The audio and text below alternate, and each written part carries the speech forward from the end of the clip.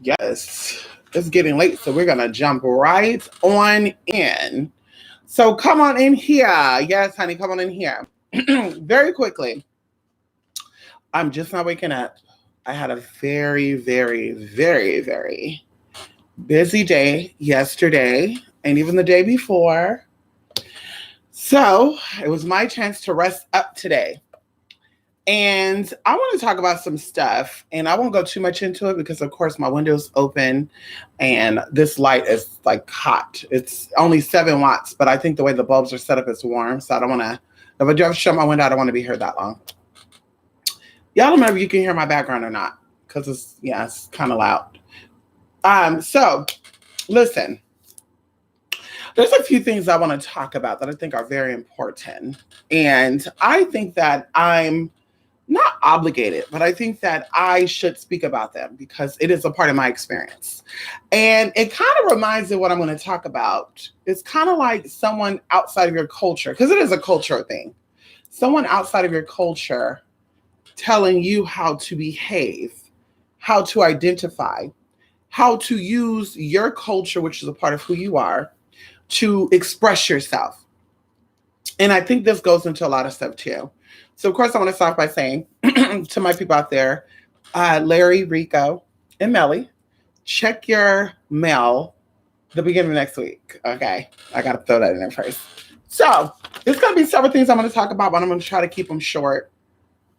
So, first of all, the first thing that comes up, and it's been the topic of conversation, it seems like for like 3 years now. It seems like since 2017, it's been the topic of conversation. And I kind of know why, but I kind of don't know why. But it makes sense to me because when people have nothing else to do when it comes to their own life, they focus on other people's lives. I mean, that's just what type of society we're in. You know, even if your front door is falling apart, you're worried about the next person's front door. So going into this, okay. And my face might look a little different today too because I'm wearing powder. I normally don't put powder on my face. I normally just put my BB cream on and that's it. But I'm wearing powder today and it has like a little yellow tea into it. Come on here, Lady K. Who you doing? So people, okay, who do not know the history, first of all, of and if you're this is not really a spiritual video. This is really going to be solely on a cultural thing because I think it is a cultural thing. I think how you identify as culture. I think that cultural, excuse me. I think that people, whether you identify as being male, female, black, white, gay, straight. I think those are all cultures. So me being trans, okay, I can only speak about my experience. And there's a lot of information out there about trans people that I don't think that actually come from trans people. I think they come from people who are a little confused about what they are. I tell you right now, there's a lot of trans people that are in the public eye, and they use terms or they use gestures as when I was a gay man or my man's mind. And I think this fits into DID, a dissociative disorder. And I think a lot of people are dissociative identity disorder. And I think a lot of people who identify as trans possibly suffer from that. That's why I said it's so important to see a psychologist, a therapist, and a counselor. If you can see all three of them, that's even better. If you can see only one of them, go to a psychologist. Okay, a counselor is only there to comfort you in your sickness. A therapist is there to try to work something out, and a psychologist is there to dissect your brain. So going into that DID, people are saying that possibly, because trans people have a 40 to 50% suicide rate for being trans, that it is actually not advisable, right? It's disadvisable to actually transition. Okay. And I knew this was kind of coming because you see all of a sudden this whole movement, like in the 80s and the 90s and even the early 2000s, like you have people who they're, what would you call it? Entertainment wise. Okay. They would like put on wigs and put on makeup and not even drag queens. They would do this type of stuff, right? Like the club kids. Okay. And then you would have the transvestites and you would have the transsexuals. Like these are all separate things. And something happened like 2015 where it's all mumbled together now to where it's all the same thing. I don't really have to feel comfortable being a woman all the way. As long as I'm somewhat into that, I could dress as a female and you have to accept it for what it is. And I just think it's purposely created to confuse people. And that's why I tell people, and I will continue to say this over and over again, I don't know what type of agenda it is, but I do think there is an agenda of confusion out there and just everything, because even, racially speaking, there's confusion out there. But I do feel like a lot of people really don't know what they are. And in today's society, because they feel like there's bigger fish to fry, they want you to be comfortable in your confusion. And a lot of people from the outside are going to see it as all trans people are confused. Like you were born a man and you think you're a woman. How's that not confusion? But I look for consistency. Okay. And as I said before, my story, and it could be a little bit different because I was intersex. We go into the anatomy of it all, medical science, all the good stuff, medical records, we could break all that down. Okay. So that could be my story. But I grew in a family that did not know anything about that. Okay. They were aware of gay. Okay. They were aware of that type of stuff. They were not aware of transgender. They were not aware of a man who wants to be a woman. Okay. So even going into my family, I think they were anti-feminine. And I'm just going to tell you how it is, because I have family members, both male and female, who are active in sports. Okay. Some of them are even famous. They are active in military. And they're also male and female. Like I said, I have female, relatives who are active in the Army, the military, the Navy. Even going into seeing them wear makeup and stuff, like my family only wore makeup. And I'm speaking about my maternal side. They only wear makeup because I don't even think my dad's side, I don't even think they even wear makeup and shit. Like they don't even care about that.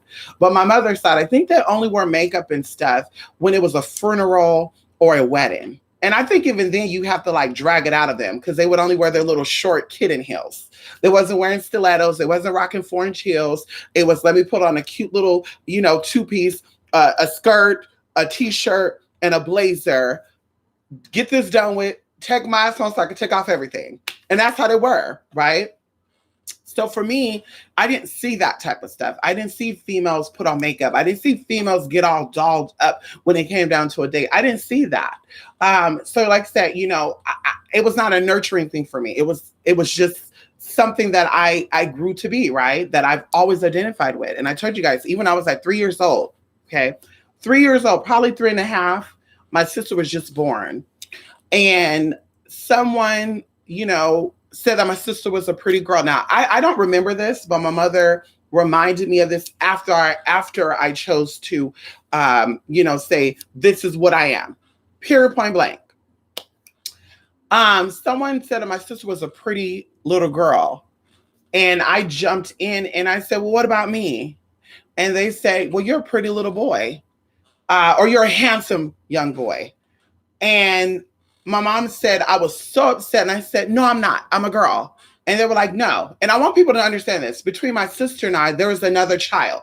So it's not like I was born and then my sister was born. So I was the youngest and my sister was coming in to take away, my attention. Okay. Because being the middle child anyway, you really don't get attention any motherfucking way. Let's throw it out there right now. Being the youngest child, you don't really get attention any motherfucking way. But so that ordeal happened and I threw a tantrum and I got in trouble. But on the flip side, I remember there was an older woman and I do not remember her name, but she was an older, sweet Native American woman, right? Who appears like me. She appears brown, thick hair, curly hair. So anyway, I remember she babysat me. And I remember that she was asking me, who are you? Like, what do you want to be? And of course, that young, I didn't know what the hell she meant by that, but I just remember because she had a daughter. I remember that she had a very young daughter. This one was probably 60 years old with a 17-year-old daughter. I kid y'all not. And I remember just saying, this sounds funny, you guys, thinking back at it. But I said, I just want to play with a Barbie doll. I just want to play with a Barbie. And sure enough, and like I said, even going into my family too, most of the people in my family are men. Okay. Most of them are masculine males. Okay. None of them are feminine. Most of them are masculine men. They all worked. They all had military background. You know, they all were very masculine, manly men. Okay. So, like I said that. I said, I just want to play with a Barbie doll. And sure enough, she tells her daughter to bring out her dolls. And y'all, I just remember just feeling like, oh my God, Barbies. Like I identified with these dolls. And that's what I'm saying. I identified with these dolls. I did not play with dolls because it was the feminine thing to do. I did not play with Barbie dolls because I felt like a girl and I felt like girls needed Barbie dolls. I genuinely felt connected with Barbie dolls. When I had my G.I. Joes and the wrestling, because, you know, we grew up with wrestling, I didn't feel connected to that at all. Like, in fact, I was annoyed. We would fight because I didn't want to see that shit. I didn't want to play with a wrestling buddy. I didn't want to, you know, do the boy stuff. I didn't want to play basketball. I didn't want to play football. I didn't want to do none of that shit. I would get so fucking irritated. And I would fight with people. So they'll say, bitch, you're not playing. And I would do that on purpose. Like, bitch, let me fight so I don't have to play with y'all. Because, you know, they didn't like that. Oh, you want to fight? Get out. You're not playing. Okay, fun for me. So like I said, I play with it because that's how I identified. That's how I identified. Okay. And I can tell you so many stories going into like being 6 years old and stuff, where my sister had a fold out pool. And she had a fold out pool, y'all, that you could fill up with water. And we had Barbie dolls. And even my younger brother was a part of this too. But we filled this pool up with water, y'all. We were just playing with the dolls and shit in this water. And I don't know what we were thinking, but my stepdad walked in. And when I tell y'all we got in trouble, we got our ass up so bad. And I could even go in the fact of me wearing lip gloss. The first time I tried lip gloss, you know, my brother got upset. My older brother, he saw that I was wearing lip gloss and he tried to pull me out and embarrass me. And this is where I developed my tough skin too. But either way, so my identity is much deeper than me just wanting to emulate a woman. My identity is much deeper than me wanting to do it because I admired my mother, because my mother was very masculine. My mother's not into wearing makeup. My mama still don't like wearing makeup. My mother's into doing her hair because she thinks that her hair is her crown and glory, but she's not into wearing makeup. So like I said, for me, this is just something that naturally came to me, that I naturally, you know, was into. And so fast forwarding, before I even decided to transition, before I even decided to live in my full truth, I was very suicidal. And for me, it was either transition or die.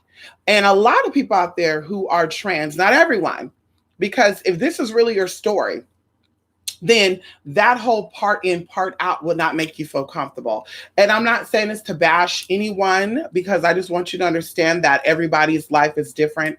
And it's about your own comfortability. And it's about who you really know that you are, if you even know who you are. So when I decided to transition, I moved out of my mother's house at 17 and a half years old. That's when I graduated from high school. Actually, I still have 4 months left. No, I had 5 months left of high school and I moved out of my parents' house. And I moved out because I wanted to move out. I wanted to become the woman that I wanted to be. And I didn't want to be stagnant. I didn't want people to stagger my spiritual growth. So before this, y'all, from like 12 to 17 and a half, I dealt with a lot of stuff and internal stuff. So like I said, for me, it was either transition or was die. No, we're not doing that. We're not doing that, honey. Sit over there. We're not doing that, honey. It was either transition or it was die. Okay. It was transition. Was like, and just so you know, y'all, Anubis came on my lap, and he's just sitting here stretching his leg and making all that noise. You probably can't hear him, y'all, but I'm sitting here having a serious conversation, honey. Yeah, you sit right there. So anyway, it was either transition or die for me. And obviously, I chose to transition. But let me tell you something why it becomes cultural. Because a lot of girls like me, and we could talk about being ethnic, okay, because that's a big popular thing that comes up. You know, when it came down to learning how to transition the correct way, I was taught by 2 white women, okay? One white woman is a stealth trans woman that has done a lot of things for people, including a lot of cisgender females, and it's all documented. And one of these trans women were actually in the state of California who actually got fired for transitioning on the job. She worked for the government and they fired her. And she said, fuck that bitch. You want to fire me? You want to let me go? I'm going to live in my truth fully. And I'm coming back with some motherfucking lawyers. And she sued and she got a lot of money, a lot of money. So I was blessed to come across these individuals as I begin to transition. While on the other hand, a lot of trans people learned how to transition from their cross-dressing mother.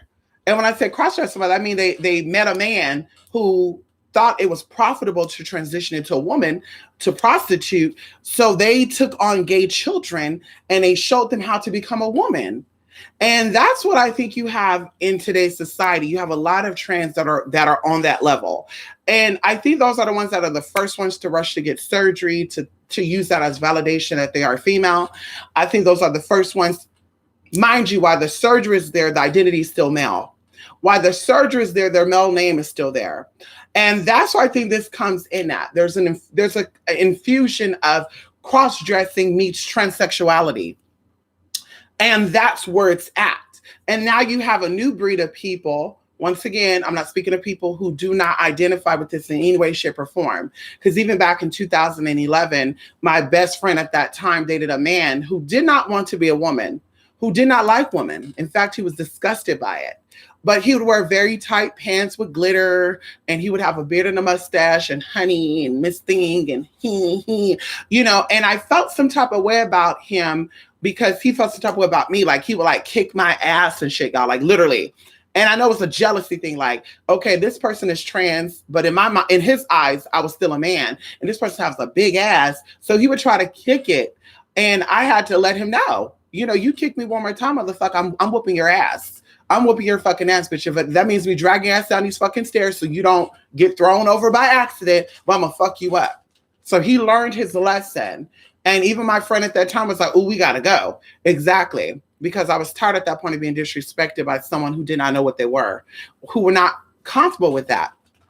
And so, like I said, a culture is you being shown the right way of how to transition from people who have done it successfully versus watching someone, okay, black market, learning how to do it through silicone injections and all this good stuff. So now it's literally a war between authentic transgenderism or people who are literally really gender dysphoric versus people who are not really that, who are struggling with that. And I tell you, I'm even associated with someone who is trans, which I don't think they're trans. I think they come from the era of the gay men who want to look like a woman to full straight men. And of course, because of their background, I know that's true. But catfishing. I want to transition a catfish men into thinking that I'm a woman. And I think that also leads into the whole trans thing too, why that transgenders, 40 to 50% of trans people are suicidal. I don't think that these suicidal trans people are actually trans. I think that they are possibly gay men who are confused about who they are and what they are. And I think someone came in and said, you'll be a good girl. You're soft, you're cunt, you're feminine. And people don't understand that it's okay to be a feminine man. It's okay to be a masculine man. There's nothing wrong with that. But because you're feminine, don't mean you have to transition to be a female. And that's where I think the issue is at. So going into this friend, even like we had a conversation, and I think it's a comfortability thing for her. Because see, I'm not about making you feel comfortable. If you don't feel comfortable with me being transgender, then bitch, we're not going to be associated with each other. But I'm not going to dumb down myself or misidentify or mispronoun myself so you could better understand it. So she has done that over and over again. She has sat on calls with people who are like really not gay friendly, trans friendly. And she has said, well, I know I'm a man. I'm always going to be a man, but I choose to identify as a female. And I told her, well, you're not really transsexual, girl. You could be transgender, but transsexual, that's not really the case because there's no such thing as like, where's the dysphoria at? There's no such thing as that. There's no such thing as that, girl. So if you are a man still and you choose to identify as a female, then girl, you're just a man who are dressing up as a female, which makes you along the lines of being a TV. And there's nothing wrong with that at all. But this is why people are so confused, and this is why people are mispronouncing or misgendering, mispronouncing, disrespecting people like me. Because people like me are the ones that fought in Stonewall. People like me are the ones that went down to the courts and fought for trans people to even be able to get their gender mark changed. People like me are the ones that went down there and said, bitch, although you may see me as male, I am all female. And it does not matter what's between my legs, this was what's between my ears. But now you like say you have a new era of people, and I'm young, but still, the ones who taught me what I know are exactly what I'm speaking of. You know, we're in a new era now where you have young and old making it seem like you're gay first and then you're trans, or it's okay to like people of the same sex. But when you start changing your gender, that's something else. And I tell people that's not what it's about, because I love penis. But let me tell you something what I will not ever do for penis. And I've never been this type of girl.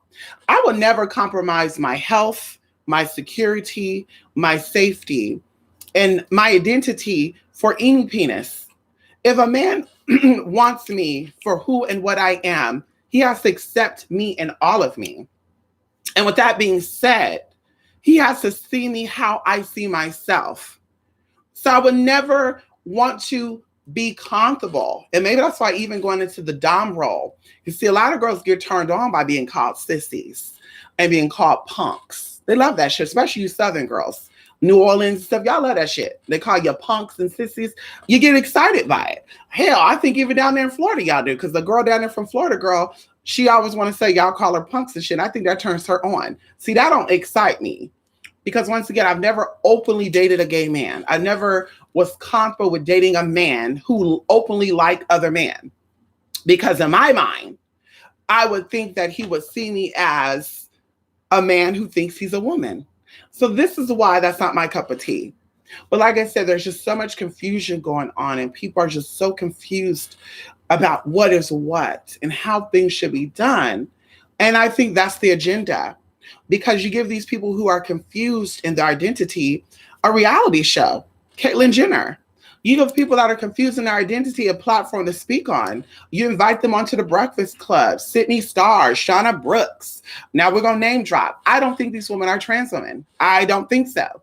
I think these women are men, are males, born by birth male, and somehow, some way along the way of them trying to find out who they are, they were contaminated.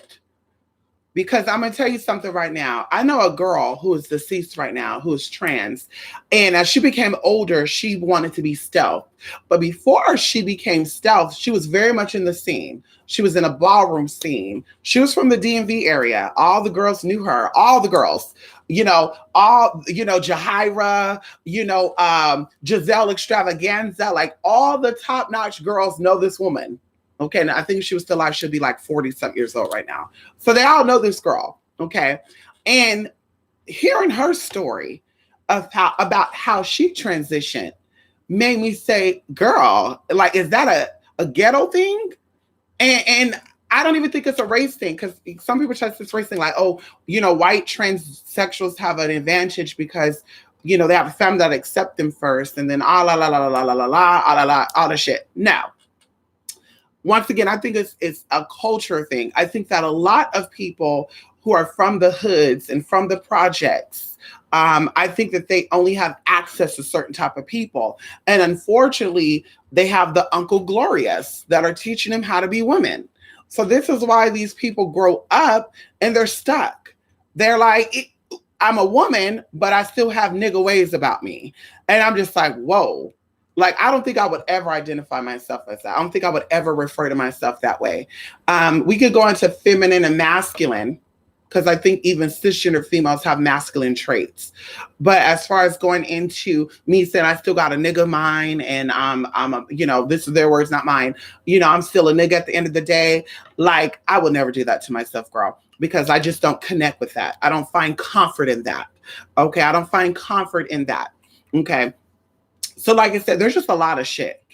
But what made me really wanted to talk about this was the fact is that people are saying that this is why the transgender suicide rate is so high, because people are allowing their children to transition young.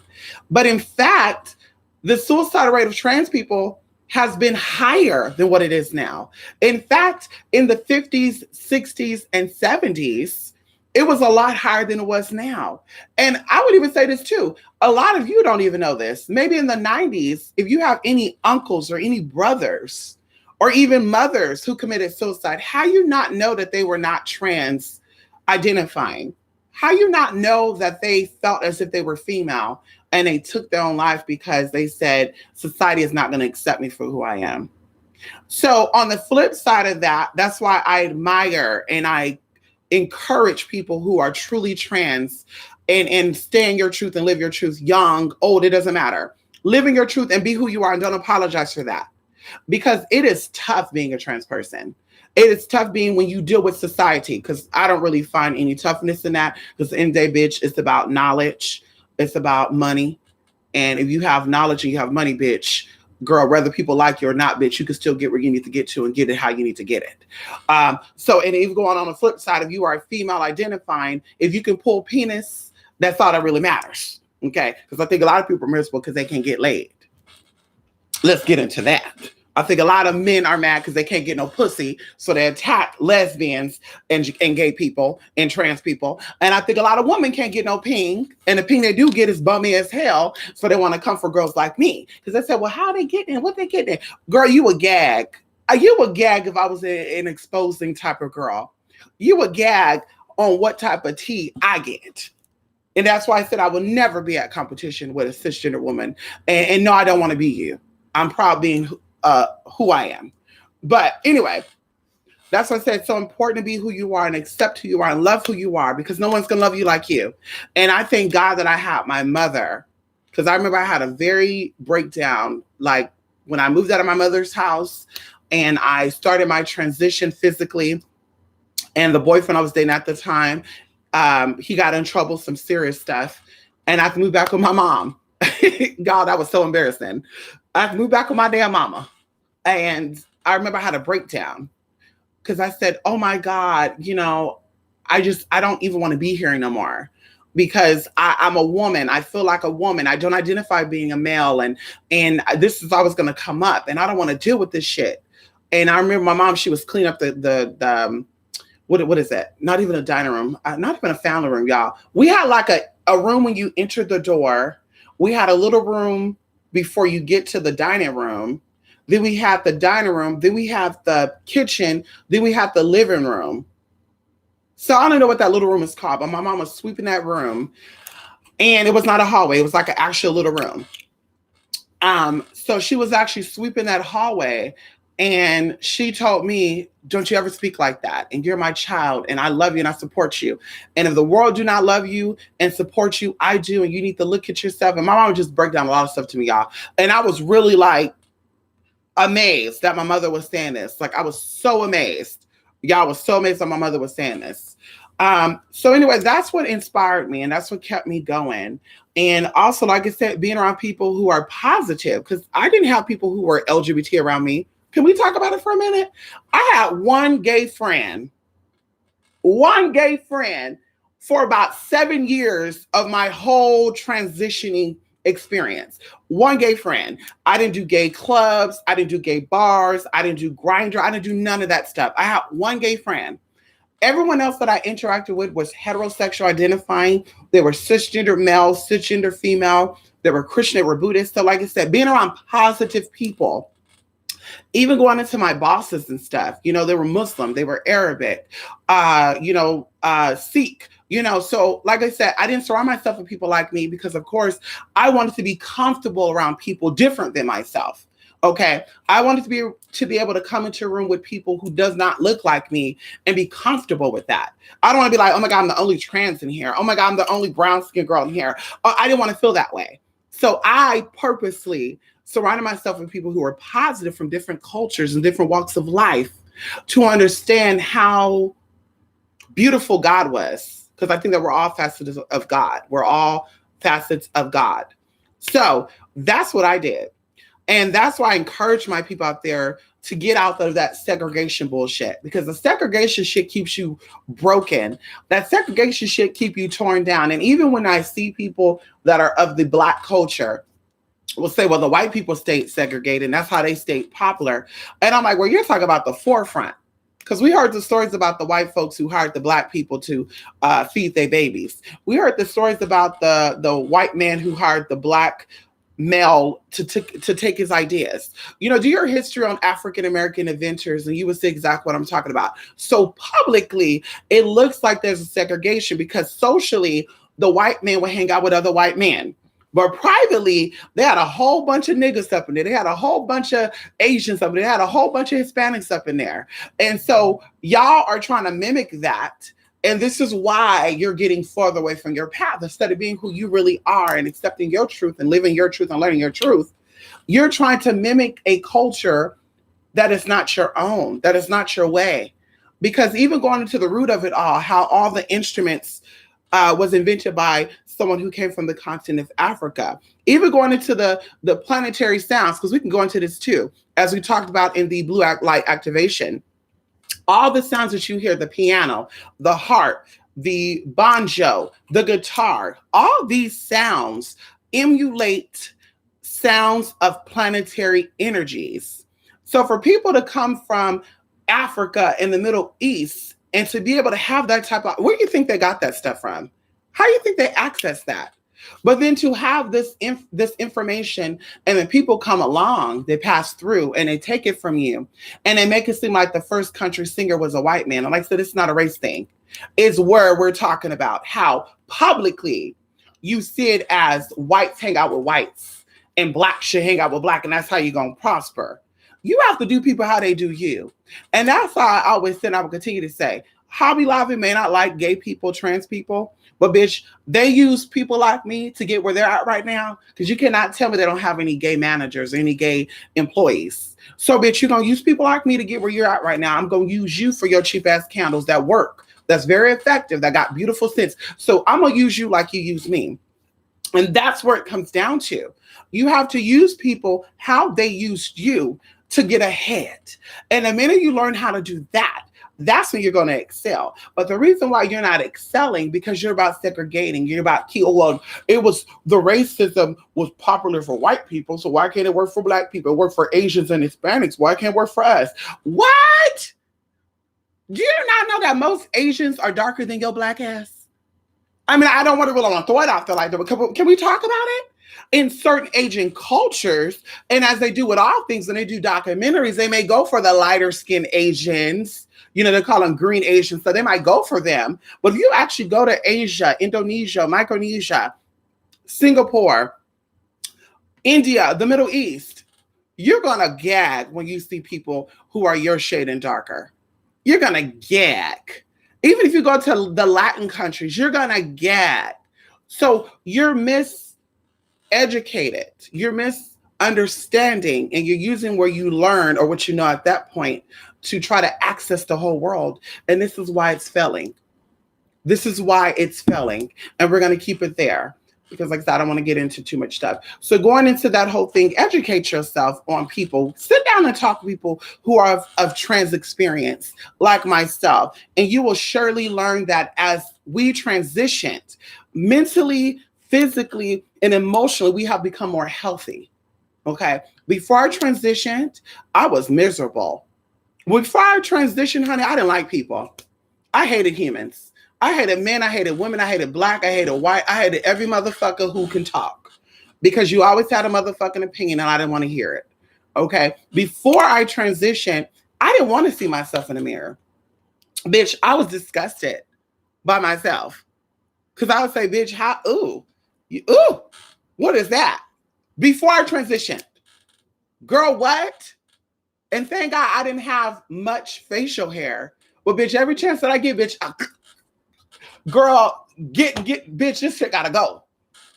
I'm not even a fan of having hair on my body. And people would say, what the fuck is going on with you? Honey, no, ma'am, that's a masculine thing. So like I said, I was not comfortable with being who I was at that point. And now that I have transitioned And it's not about validation from person, places, and things. So I don't give a fuck about what you think about me. If you think I'm passable, if you think I look like a man, if you think I look like a drag queen, I'm not losing no sleep at night, bitch. Because, you know, when I wake up butt booty naked with no makeup on, no wig on, whatever, bitch, I love what I see. Not to add on, the men that I deal with personally also love what they see. In fact, they prefer me not to have on the wigs, not to have on the makeup. They prefer that. So at the end of the day, okay, it's about what I think about myself. And like I said, it's about having a healthy self-esteem level. But I also want to go into energetically, okay? Because right now we're doing the blue light activation. And, I should probably wait for this. I should probably wait for this because I've yet to drop this tea. Oh my God. Okay, they probably won't mind. They probably won't mind. So we're going to go into the third eye chakra. Okay. The third eye chakra is located between your eyebrows within the head, right? Not on the outside. Okay. The organ or the endocrine system that it's connected to is the pituitary gland, okay, which looks like a uterus, if you do not know, okay? The emotions that are connected to the third eye is fear and imagination. Let that absorb for a minute. Fear and imagination is associated with the third eye chakra, okay? And remember, this predates all of your grandmamas, all of your great-great-grandmamas, unless your grandparents had you when they were 100 and shit years old. This predates all that. This predates you possibly even know what America was. Okay? The expression of imbalances with the third eye chakra is focused on the physical plane. I mean, you're focused on how Black you are, how Black someone else is. You're focused on how masculine you are, how masculine someone else is, or how much they should really be a man and not a woman and this and that. Or maybe even focus on the fact that people call you fish and you're focused on that more than your own health, which also made me want to go into a whole bunch of other shit, but we'll talk about that after this. Poor vision. I told you guys, I have astigmatism. My vision was horrible, y'all. And I can actually go to my eye doctor and I will show you guys my chart of what my vision is. My vision improved and my eye doctor gagged. My eye doctor gagged, girl. They gagged so hard, okay? They gagged so hard. I had to take the eye test 3 times. Girl, this is 2015. They gagged so hard. What? What's going on? And of course, it was medicinal things that helped me get there too, and stones, which we'll talk about during an event. Oh shit, an event that's coming up. But anyway, it says closed-mindedness. Okay, this is when this energy is blocked. Okay, headaches, sleep issues like insomnia, mental and hormonal issues. Yes, schizophrenia, bipolarism. Once again, people be thinking I'm cutting in. You cannot be a psychic or clairvoyant suffering from bipolar or schizophrenia. You cannot be a psychic or clairvoyant or have any type of spiritual connection if you suffer from anxiety a lot. If you have fear of something, that's why you have to let that go. Okay? Now, going into if it is balanced, how this energy is expressed. It is expressed with a healthy intuition, creativity, the ability to manifest. Oh, come on in here. Strong memory and balanced hormones. See, people will say, girl, how your memory so good? Now, thank God I've only been asked that by mundane people. Because if a spiritual person ever asked me that, bitch, I'm calling you out. You fraud. Fraudulent. You fraud, bitch. You fraud, girl. And we're talking about long-term memory. Short-term come and go because, of course, when you got a lot to do or you're tired, bitch, you're just like, well, who, blah, blah, blah. Girl, y'all saw me. I was starting to say component. I was saying competent. I know what competent is, girl, because we used to say you're incompetent. You know, I used to be the cut-in. You're incompetent, bummy, and ain't got a motherfucking life. Or we'll just say you're incompetent, girl. That'll get anybody together. But either way, so being able to manifest and being able to have a healthy intuition, have a psychic connection. And intuition is not just reading cards and pulling up energies. Intuition is also connected to energy as well. So you cannot have contact with the dead. You cannot have contact with Jesus. You cannot have contact with demons if that intuition is fucked up, if that third eye is blocked off, if you got bipolar schizophrenia. And another thing too, going into the hormones, or excuse me, the medicines that you take for these issues like bipolarity, is that word bipolarity or bipolarism? Oh shit. And schizophrenia is these medicines block that out.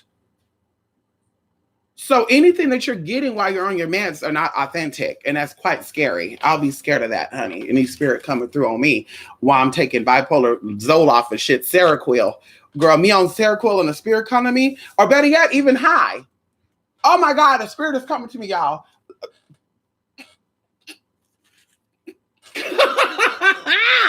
Anyway, so I just kind of want to throw that out there.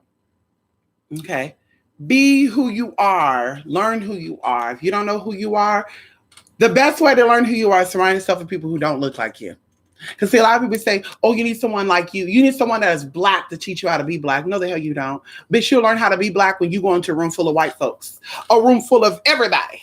That's when you learn how to be who you are. And see, that's another thing too. I think that it is a handicap. I think that people want you to be around people like yourself to keep you handicapped and to keep you powerless. And they even go deeper than that. That's what I think segregation was about in the 50s and stuff. When they said whites only, coloreds only, I think that was to keep you incompetent. Because if you got around the white folks, then you will learn how to be more black. You would have learned how to be more comfortable being black. But because you're around other black folks that are needing healing, you don't know how it is to be black. So you think being black is being proud of your melanin. Which, by the way, everybody produces melanin. Melanin equals healthy skin, if you do not know. Collagen, melanin, all this stuff is a part of the process of having healthy, strong skin, if you do not know, as we will always say. So there's things out there that increase your melanin, and it doesn't make you darker. No cut-ins. But anyway, like I said, if you really want to know how to be comfortable in being black and how to own your blackness, because you can't change that, be around people who are not like you, and that's how you'll learn. You want to know what it's like to be trans and be accepting of that and love that, and how to develop Mystic, how do I develop a thick skin about being trans? Go around people that ain't like you. Because I can even talk about my story, how I even got here. And that's why a lot of girls don't really like me, trans and indifferent. They didn't like me because all the men that I met up to this point, I met by me being honest, by me saying I'm trans. And men like confidence. Men like people who feel themselves and is confident in who they are. Men don't like insecurities.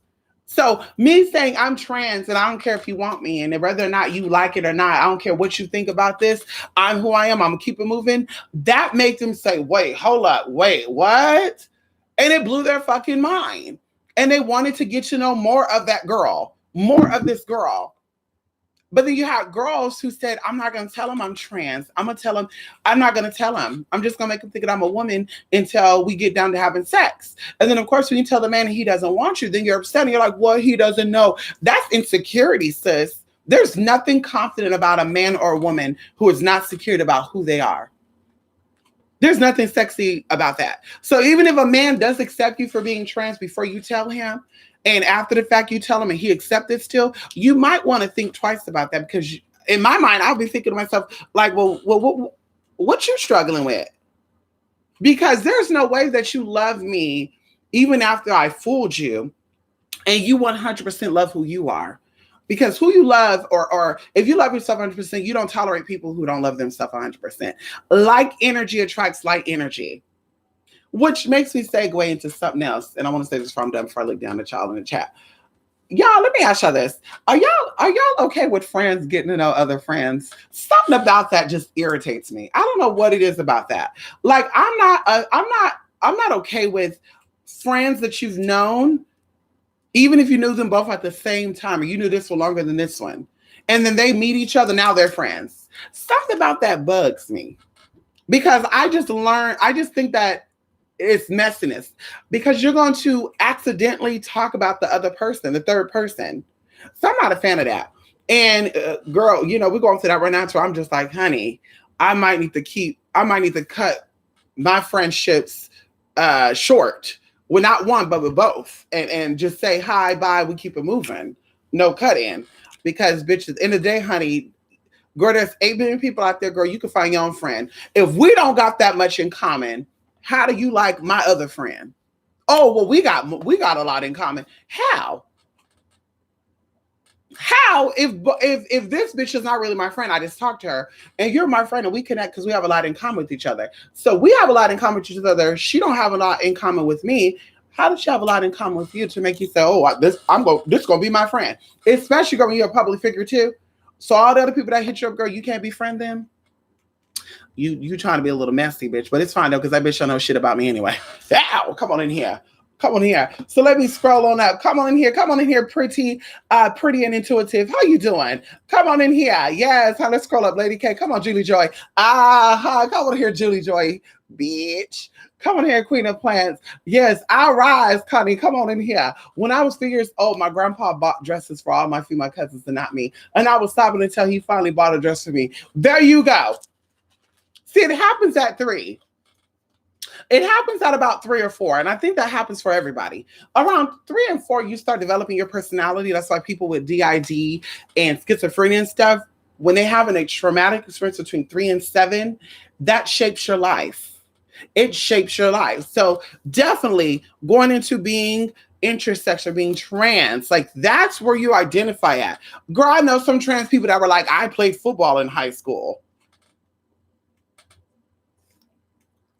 There's no such thing as late blooming transgender, girl. There's no such thing as a late blooming transgender. When I was in school, I had muscles and a beard and a mustache, and I had tattoos everywhere. Like, girl, no tea, no shade. There was a transgender over there in New York, girl, that I don't fuck with no more, girl, because she crazy as hell. This motherfucker went from masculine, buff, girl, essay, I'm a gangster type of shit. So all of a sudden hi everybody. Hi, my name is Al, and I've always been a woman. And I said, honey, he went to prison. He got turned out. And somebody said, well, how you know? I know. Sure enough, he did go to prison. He was in prison for like 9 years. I said, yeah, he got turned out in prison. Because the girl, there is no way. Like, I was a male model. Like, I understand that you have to get a physique. And I got my arms to like 17 inches. That's one of my biggest challenge after I transitioned. Is that because, of course, the muscle mass, you can't do shit, then it'll go away and all the good stuff. But anyway, my arms were 17 inches. But, girl, outside of that, like, I didn't see myself getting a beard and mustache and and I was but I feel like a woman inside. But I feel like a woman. There's a woman inside all this. Like, girl, you need help. You need a doctor. You need a serious doctor, ma'am. And so, like I said, girl, that whole shit right there, girl, I can't. Girl, I was a gay man before I transitioned. I transitioned at 21. So since you're really not trans then, you just transitioned because you thought you saw that you being a woman figure will attract straight men and you wanted to turn these straight men out. Just be honest. We're not judging you. You can't sit with us, but we're not judging you, sis. Everybody has their own category. Category closed. I really do think the transsexual category is closed. I really do. I think that we have a category with everything else up in it. And there's nothing wrong with that. If you want to be partially man, partially woman, that's your tea. But girl, we cannot relate. I don't know what that's like. You can say us trans sisters. I don't know what that's like, sis. You cannot tell me that you're trans and your name is still Marcus. No tea, no shade. You cannot tell me that you're trans and your name is still Marcus and your ID is still male unless you're a felon, because you cannot get your shit changed if you're a convicted felon. But you cannot convince me. And then, of course, I love when they say, well, I don't get my gender changed and my name changed because I'm not changing for the world. The fuck?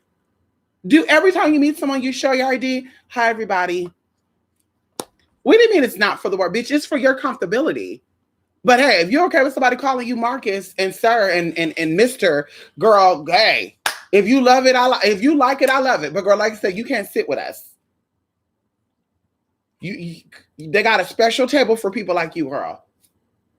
And I think even going into the term she-male and stuff too, I've never identified as being she-male. I think I've referred to myself as she-male for a very little bit of time.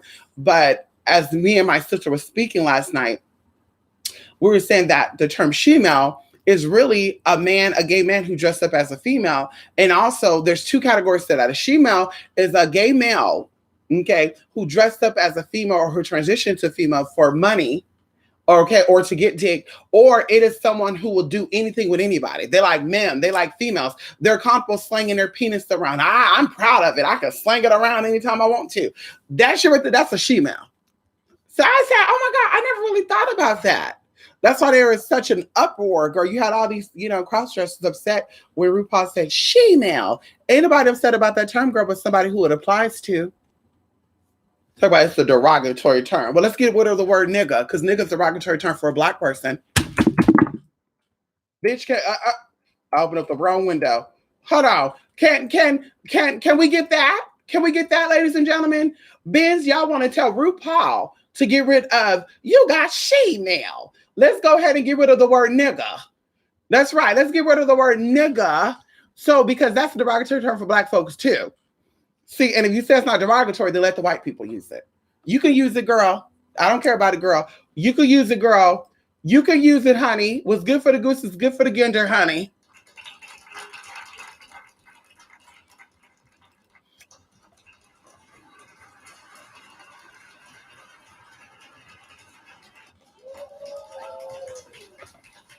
What's good for the goose is good for the gander, honey. Let me get these keyboards correct.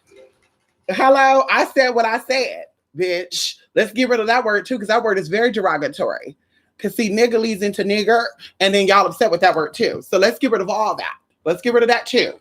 Okay, and that's a RuPaul should have came back with y'all motherfucking asses with. Well, Benz, we gotta get rid of she-male, bitch, and let's get rid of nigga. Bitch, I'm about that life. I said what I said. I remember thinking I was gonna be a mommy. Oh my God, Queen of Plants. That right there was my reality check. Queen of Plants. Come on in here, Virgo Rose. That was my motherfucking reality check. And I had a boyfriend, by the way, who had a 9-year-old daughter at the time. 9-year-old daughter by the time, beautiful, gorgeous. In fact, she's like 19 now. And when she called me Mama Santina, I was like, girl, you're a grown woman now. Don't call me that. I feel old, even though I'm not. But still, so I just seen him like 2 or 3 years ago, y'all. He still got the same number too, all these years, y'all. Anyway, so yeah, he would always say that. Like, I wish that we can have a baby together. You would be a good mother. And girl, that was my reality check, Plant Care, because I used to wake up feeling that way. And then when reality hit, I'm like, fuck. That type of thing. Or I would see a guy, a sexy guy, and I'll say, I want to have a baby by him. And then reality sits in, I'm like, oh, bitch, it ain't going to happen. And I'll just keep it moving. So that was my reality check when I realized that I was not going to be a mommy carrying a child. And you can call it whatever the fuck you want to call that. But like I said before, when your hardwiring is female, girl, you don't understand the mindset of what a regular male thinks. So a lot of people want you to think that way because that's their mind. Your mind is that you understand that males are this, females is that, la, la, la. But when your hardwire is totally different from what the outside is displaying, you're not going to resonate with that. And that's what gender dysphoria is. That's what dysphoria is, period. You don't connect with what people are saying that you should connect with. Okay, come on in here. Come on in here. Yes, come on in here. I'm finally starting hormones tomorrow. It's full circle and I'm emotional about it. Listen, wait until those hormones kick in. You really going to be emotional about it. Oh my God, you called me who? You said I'm beautiful? Oh my God. You like my hair? Oh no, you do. I'm telling you right now, Plant Care, you better get it together. I'm telling you right now, you better get it together, honey. You're going to get very emotional. Okay, don't watch none of your movies you like watching. Don't look at nothing sad. Don't look at documentaries. Get up off of Facebook because it will have you going. You'll be sitting looking at, a boy cussing out his mama crying about. I'm telling you right now, my old best friend used to disrespect his mama, but I realized his mama used to disrespect him. She would call him fag and nigga and all this other weird shit, right? And they're not black, by the way. But she would disrespect him. And so he would disrespect her back. Fat ass, don't talk to me, bitch. You're a fat whore. And girl, this was like blowing my mind, y'all. Because my mama, girl, you would have called my mama a big, even if you would have said big, and she thought you were saying bitch, girl, she would have hauled ass. She would have leaped. Girl, you could have been in your room saying, well, my mama is a big girl. She would have leaped from that living room to that bedroom and got you right together. So I was just like, oh my God, he's disrespecting his mama. And I was like, you need to stop cussing your mama out. And I remember this, y'all. We were on Stickam, and he called his mama a fat bitch. He's like, you're just a fat bitch. And da da da da. And bitch, I turned around and I said, how can you talk to your mama like that? That is so disrespectful. And the Bible said, and girl, ooh, I was so emotional about that, y'all. I think I even left too. I think I called my mom and said, please come and get me. I don't want to be here. He's disrespecting his mama. I gotta go. And then I think even my mom was like, girl, he disrespecting his mama. But later on, she found out what it was. I said, girl, she disrespected him too, though.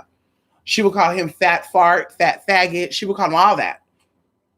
And, you know, I was feeling some type of way, girl, because, you know, I'm transgender and I'm in this house. I'm like, what's she saying about me? You know what I mean? What she said about me? Because, you know, her nephew wanted some of this. You know, girl, he used to act like he wasn't into the girl. Anyway, I'm exposing. Let me stop. Come on here, Louis. Yes, honey. Come on here, Joey. Mystic threw the first brick at Stonewall. Guess. Come on here. I know that's right. I wish I did. I wish I was there. Marsha P. Johnson. I wish I was there. Sylvia. Sylvia. I can't remember her name. Her last name. Come on in here. Thank you, pretty and intuitive. No, you had a breakthrough. That's right, I had a breakthrough. That's right, honey. Because my life moved forward. I've elevated since then, pretty and intuitive. And that's people to understand. Like, no one could tell me about who I am. You can't tell me where I'm from ethnicity wise. You can tell me where I'm from racial wise. You can tell me where I'm from linguistic wise. You can tell me where I'm from gender wise. Like, you can't tell me anything about myself, bitch, because I know what the fuck and who the fuck I am. And you're not going to change that. In your mind, to make yourself feel better, you might, well, I don't really see you as a woman. So if you want to see me as a man, maybe I turn you on. Because don't you like men? Oh, okay. Okay. Just making sure. So maybe you're addressing me as that because that makes you feel more, well, I can be sexually attractive to this person because they're really a man anyway. Okay, sis, if it makes you feel more comfortable. Well, like I said, girl, I can get your man your daddy too. And not on some gay shit, as they say. Girl, not on him knowing what's between my legs, not between my ears. We talk about on the sense of, bitch, let me break down his mind. Let me educate him on some things. And that's going to get him going. He's going to say, oh my God, I need to try this. You better ask somebody this. Ow, I'm not for those girls tricking these men. Oh, I didn't tell him because safety was a big concern there. Girls were exposing their tea back in the 70s. I remember there was a client of mine who's like 70 some years old. He told me that in 1972, he went to go in the meat district of New York City. He went to go get an escort back in the 70s, 1972 to be exact. And he said that he saw this woman who was big in stature, right? But she was very feminine. And he didn't think anything of it. He thought she was like a world-class bodybuilder or something. So he said that he took her back to the hotel and she tells him after she gets the money, well, you know, I'm a transsexual. And he said he didn't know whether he wanted to throw up in his mouth or exit out. But he said that feeling right there is what kept him there. That's what kept him there because they didn't get naked or anything at that point. But she did tell him what he was. And of course, he could have said, okay, bye, girl, you got to go. But he stayed. And in fact, that's when his first obsession with transgenders came about. Now, he's attracted to the ones that are open and honest about it. See, that's what I'm saying right there. So going into that, and this is a straight identifying man who has had children, who's been married multiple times, in fact. So that's what I'm saying. If you're a trans woman and you're claiming to be a trans woman and you paved the way, but you're still out here tricking men and I'm a woman, honey. I'm a woman. I'm not trans. I'm a woman for real. Like they don't know because they don't know, but I'm a woman, honey. I'm not a trans. And then all of a sudden, girl, you tell the Tia that he don't want you. And then you're like, girl, you're not a trans woman, girl. You're a man who's not comfortable being a woman yet. No tea, no shade. You will never be the one that paves the way for me. Okay. As I said, even to the girl talk about some, she didn't tell a guy, she went to the club and kissed him. And now I'm not for this, but I'm just saying, she went to the club over there, kissed this man, y'all. He found her on the internet because she gave him his name. She gave him her name. And that was not a slip of the pronoun. I really was trying to figure out how to say this. So she gave him her name and he Googled that name, y'all. This is like 2014. He Googled her name and he found her. And he found her on cam doing her thing. So he confronted her. And she was so hurt, y'all. She was like, I can't believe this girl. This was a dream come true. And in my mind, I'm like, but wait a minute. How is this a dream come true? Because you were going to have to tell him eventually, sis. Like, so why are you so shocked that this man didn't accept you being trans? On top of that, if you probably would have told him up front, he probably would have gave a fuck. But I said, girl, you're lucky he didn't take your life. And in fact, when something happened to her, I thought that that's what happened. I thought that somebody got her together because she loved playing those little games. Let me not tell them. Girl, bye. I get off with the fact that you know, bitch, and you still want me. That gives me power. That's where my power is at. My power is, honey, when you first see me, you're not going to know, you're not going to understand. But when I say this is what it is, and you're still like, what? You said you're what? That right there? Whoo! Bitch, I feel like the baddest bitch in that room at that point. And I'm keeping it, hi, you want? I said what I said. You don't want it? Okay, fine, baby. Bye, honey. Bye, girl. You can have him, girl. He's not into girls like me. Oh, don't worry about it. Bye, girl. Thank you. Oh, you can take me later. Bye. Let me go. Girl, that gives me power. That gives me power, bitch, because I got him by their balls. So that's what I'm saying. That's what turns me on. That's what gets me excited is that the man is not expecting that. And then the fact is that I'm telling him and his face is on the ground, whether he wants it or not. Okay, there's been 20% that say, I can't do that type of tea. You're beautiful, though, but that ain't my cup of tea. That's okay. I'm still walking away with power, though, because at the end of the day, they're saying, you know what? I thank you for telling me up front, because a lot of girls don't disclaim that in the beginning. A lot of girls don't love themselves neither, unfortunately. That's why we have 40 to 50% of transgenders taking their life, because they really are men trying to mask. They're using the female image to disguise their masculinity. So those are the ones that are afraid to tell men up front what they are. Girl, bye. And even if you are in a risky situation, you keep it moving. You don't have to be like, yeah, baby, I love you. You want to kiss me? Oh, I'll kiss you. Yeah. Oh, girl, that was for survival. I had to play the role because I wanted to survive. Girl, bye. You don't know how many times I've been through the ghetto of Sacramento, South Sac. You don't know how many times I've been to the ghetto of Fresno. You know how many times I've been through the ghetto of Concord, Antioch, Bay Point, bitch. And guys were like, woo, what's up, girl? Damn, and I have to get out. Because I knew if they would have known, bitch, they would have took me out. They would have said, bitch, what? Bitch, I had to survive to get up out of that. But I wasn't over here kissing these men.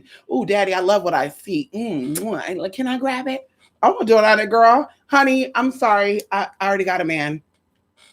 Oh, he's not gonna be okay with that. No, it's okay. No, honestly, I'm very flattered. Thank you so much. You're quite handsome. Yeah. I don't know why you have a problem getting girls. Oh, you don't got a problem? Okay, so you don't got a problem. So why are you trying to get to know me? I'm different. You crazy. That's what your mama say too, huh? And then at that point, girl, I'm exiting out. You know, as we're doing a little jokey stuff. Yeah. I'm exiting out, bitch. I'm not just sitting there stuck. Oh, I got to play this woman role. Because some of y'all, I think they get off by that. I think a lot of these girls, they did get hard when they think about a man not knowing their tea. I think they get hard. I think that's a sexual fetish. I think that's called ocnophilia. Let me say it. Let me look that up. I think that's called ocnophilia, which is more on the cross-dresser side. No. Hold on. Correct me if I'm wrong. Or I could correct myself because I can stand correctly. I can stand corrected. Okay, let me get into this. Okay. So Ocno, okay. Okay, shit. Okay, wait a minute.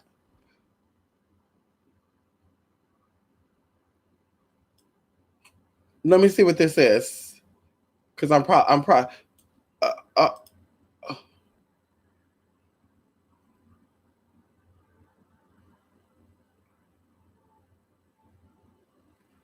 okay, so let me see this.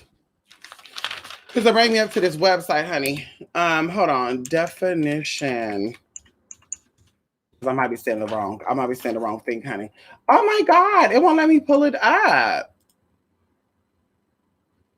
Okay. So autogynephilia is basically a term to describe a sexual arousal with a particular fantasy.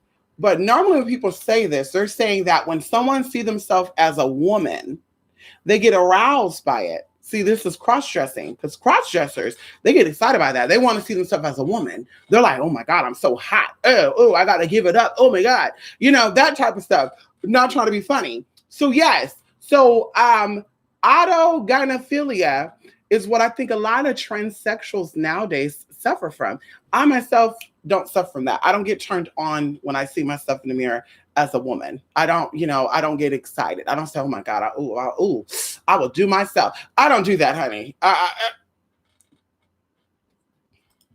I'm just saying, that's not my cup of tea. I ain't knocking you girls who do that. But anyway, I always had different views from the average Black person. Most of my life, I had to deal with the racist BS from other Blacks. And that's a harsh reality, Lady K. I myself suffer from that as well. I myself was attacked by Black folks. White folks wasn't calling me a faggot. Black folks wasn't calling me nasty and gay and I need to dick up my booty. White folks wasn't saying that to me. Asian folks wasn't saying that to me. Hispanic folks wasn't saying that to me. Black folks were saying that to me. Wanting to fight me and shit. Oh, bitch, wait until you get off school. I'm gonna whoop your faggot ass. Yeah, it was Black folks. So see, we're on the same note there, Lady K. I didn't feel that from anybody else but Black folks. The ignorance that I've faced even as an adult has been from Black people. Look at my haters. Look at my haters, girl. Look at my haters. Look at my haters, honey.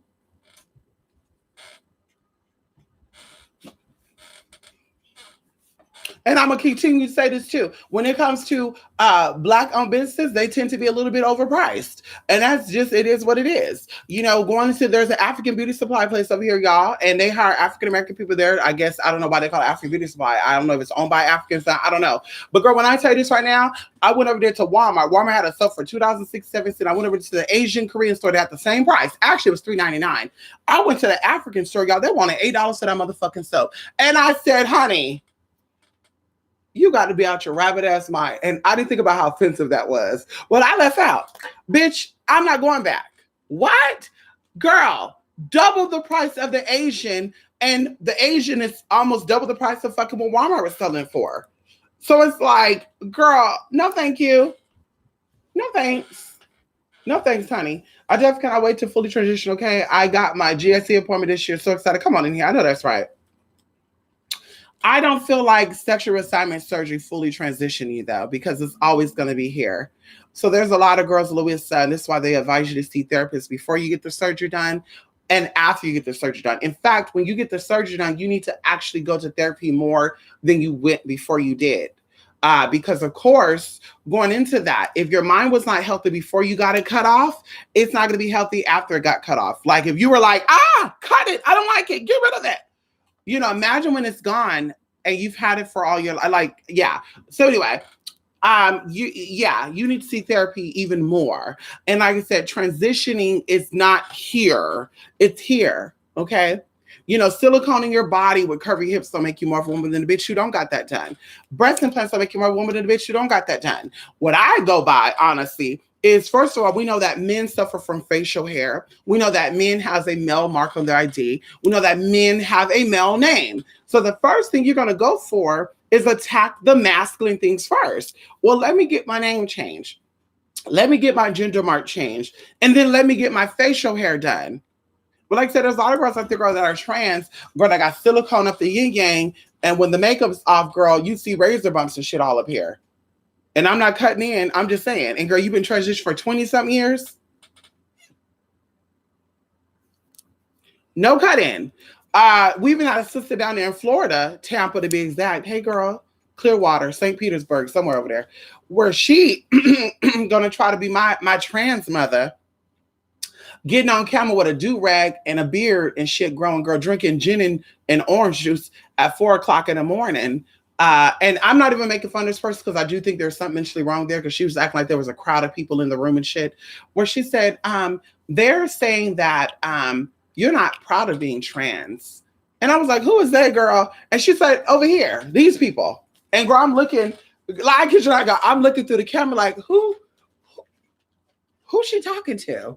So I said, bitch, this bitch got a problem. But she said on cam, girl, talking about she got a Janet Jackson wig and shit, and she could give me some tips on wigs. And she was trying to advise one of my girls on hormones. And I'm just sitting there thinking to myself, like, but girl, your name is probably still Thomas. Your gender mark probably still says that you're a male. And we see your beard and mustache there, sis. So where are you transitioning at? And then also she said that laser is expensive, but you could buy gin and juice. A laser treatment ain't gonna cost more than $250 per session. You got $250 if it, girl, you meet with niggas on Craigslist for free. You got $250 motherfucking dollars to get your laser done. See, that's that ghetto bullshit right there, girl. That's that nasty ass, I feel like I'm a woman, but not really. That's what that is. That's not transgenderism. Bitch, that's, I was forced into this. And that's what I'm not even trying to cut in on that person because it could have been a trauma. It could have been a molestation. It could have been something like that took place. So I'm not even trying to cut in. I'm just keeping it real, honey. Wow. Okay. Mister, what happened with your sight? My sight got better. I would think so. I would hope. I would hope so. You know, I'm here. Louis, girl, Louis, I would hope that my sight got better. Damn. Girl, I'll be driving at night and shit too, honey. Damn. And I can show you my driver's license. I'm supposed to be wearing glasses. I don't even wear contacts. I'm supposed to be wearing glasses, honey. I drive at night, y'all. Yes. I drive at night. I've been driving at night for 4 years continuously, girl. Come on in here. Okay, hello? Hello? Bitch, this side is everything. Get into it. Come on in here. Thank God, honey. Thank you. Thank you for giving me the vision to see and the ears to hear and the voice to speak. Come on in here, God. Hallelujah, hallelujah, hallelujah. Anyway, come on in here. Yes, honey. Ow. I can't wait till you heal me. Come on in here, Virgo. I know that's right. I know that's right, honey. There's a healing. Retrograde is done. Yes, retrograde is done. But see, you've been emotional though, Virgo, because the full moon was in Virgo. And also there is a lot of emotions going on with you. So not even with these energies that are coming in, like the retrograde and how Saturn is about to go retrograde. But there's a lot of stuff. And I can't remember how old you are right now because I can't remember your birthday. But either way, around this point anyway, you're coming into yourself. 27 to 35 is when you really start to become who you are. And you start to really evaluate all the people around you. And I think it happens closer to 35. Like 35, girl, you're really like, you know what? I can't do it. Yeah, I hung around with people like this and I can't do it. For me, it happened at 27. 27, honey, I woke up and I had an epiphany. I had an awakening where I said, I don't want these type of people around me. Get them out. Get them out, God. I was praying, God, like, God, remove these motherfuckers. Get them the fuck out of my face. Get them. Like, girl, I was saying prayers. And when I would come across with them again, block. And some of them were resilient, honey. They would make another block.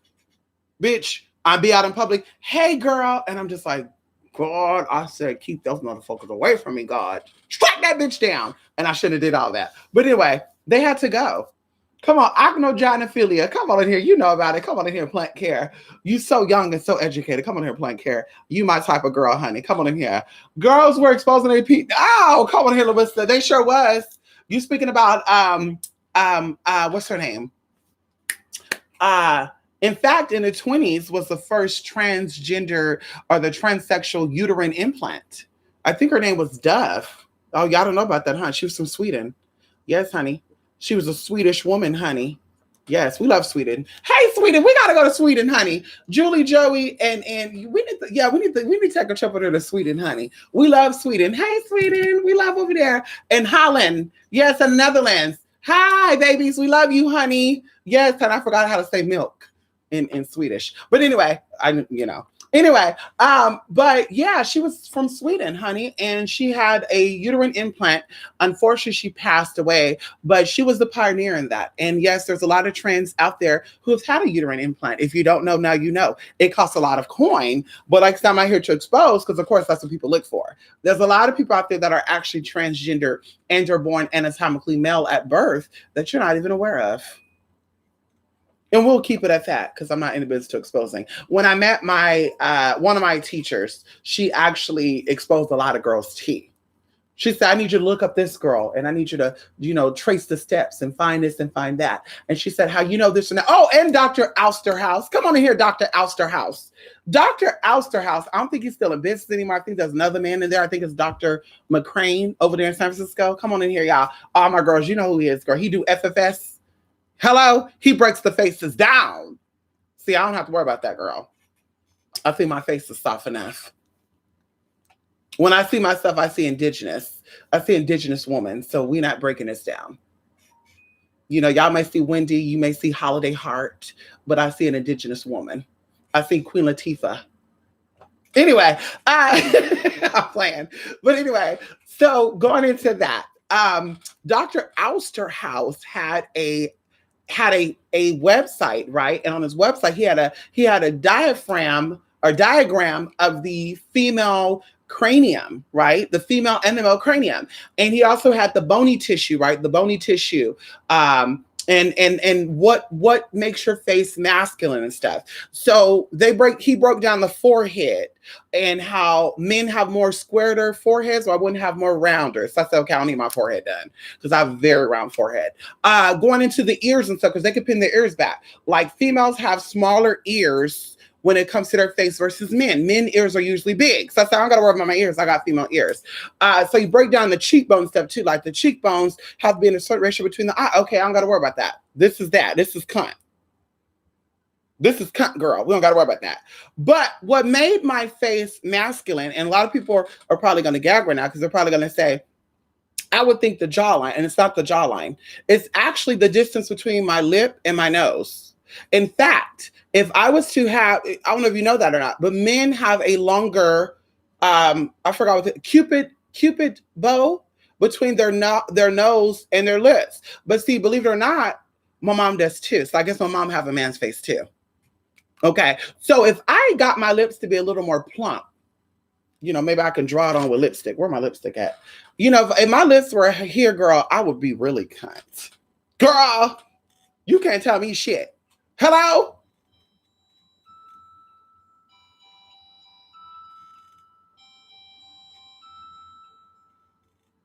But anyway, yeah, I'm not wearing this powder no more. I feel like the face is showing more than anything. I feel like I don't have a neck with this damn face. Girl. And I feel like my face is shaped like Katie Aubert. Katie Aubert, I have a face shape of, I think this is called diamond shape. I have a diamond shaped face. Katie Aubert, Fama Jemsky. Am I saying her name right? I'm not too sure. And there's another woman, Claudia Lynx. Claudia Lynx, we have the same jaw. It's like angle here, goes down and flat here. So if I were to make a pointier chin, get my nose done, I feel like I'll look like Kenya Moore. That's just me. I don't know. I love Kenya Moore. Maybe I just love Kenya Moore too much. I think if I got maybe the jaw, broke it down a little bit, had a little bit of point there, got my nose done, put some contacts in, wear black long hair. Hey Kenya, hey Auntie Kenya. Anyway, let me stop. Y'all gonna think I'm being serious. I'm really not. Girl, I'm in the bear. We have today. Come on here, pretty intuitive. Yes, we do, honey. How you doing? Come on here, Bay Area girl. Yes, honey. What's good, people? Come on here, King of Sheba. Yes, honey. Be your own people. I know it be your own. Oh, it be your own people.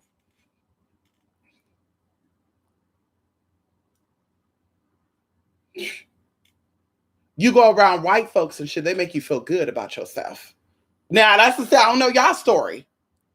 Because, my mom is light-skinned. My mom is light-skinned with freckles, right? She's a high yellow woman with freckles and wavy hair and shit. So you don't know what she is. She's racially ambiguous. And even if you ask her what a race is, she'll say, what do you want me to be?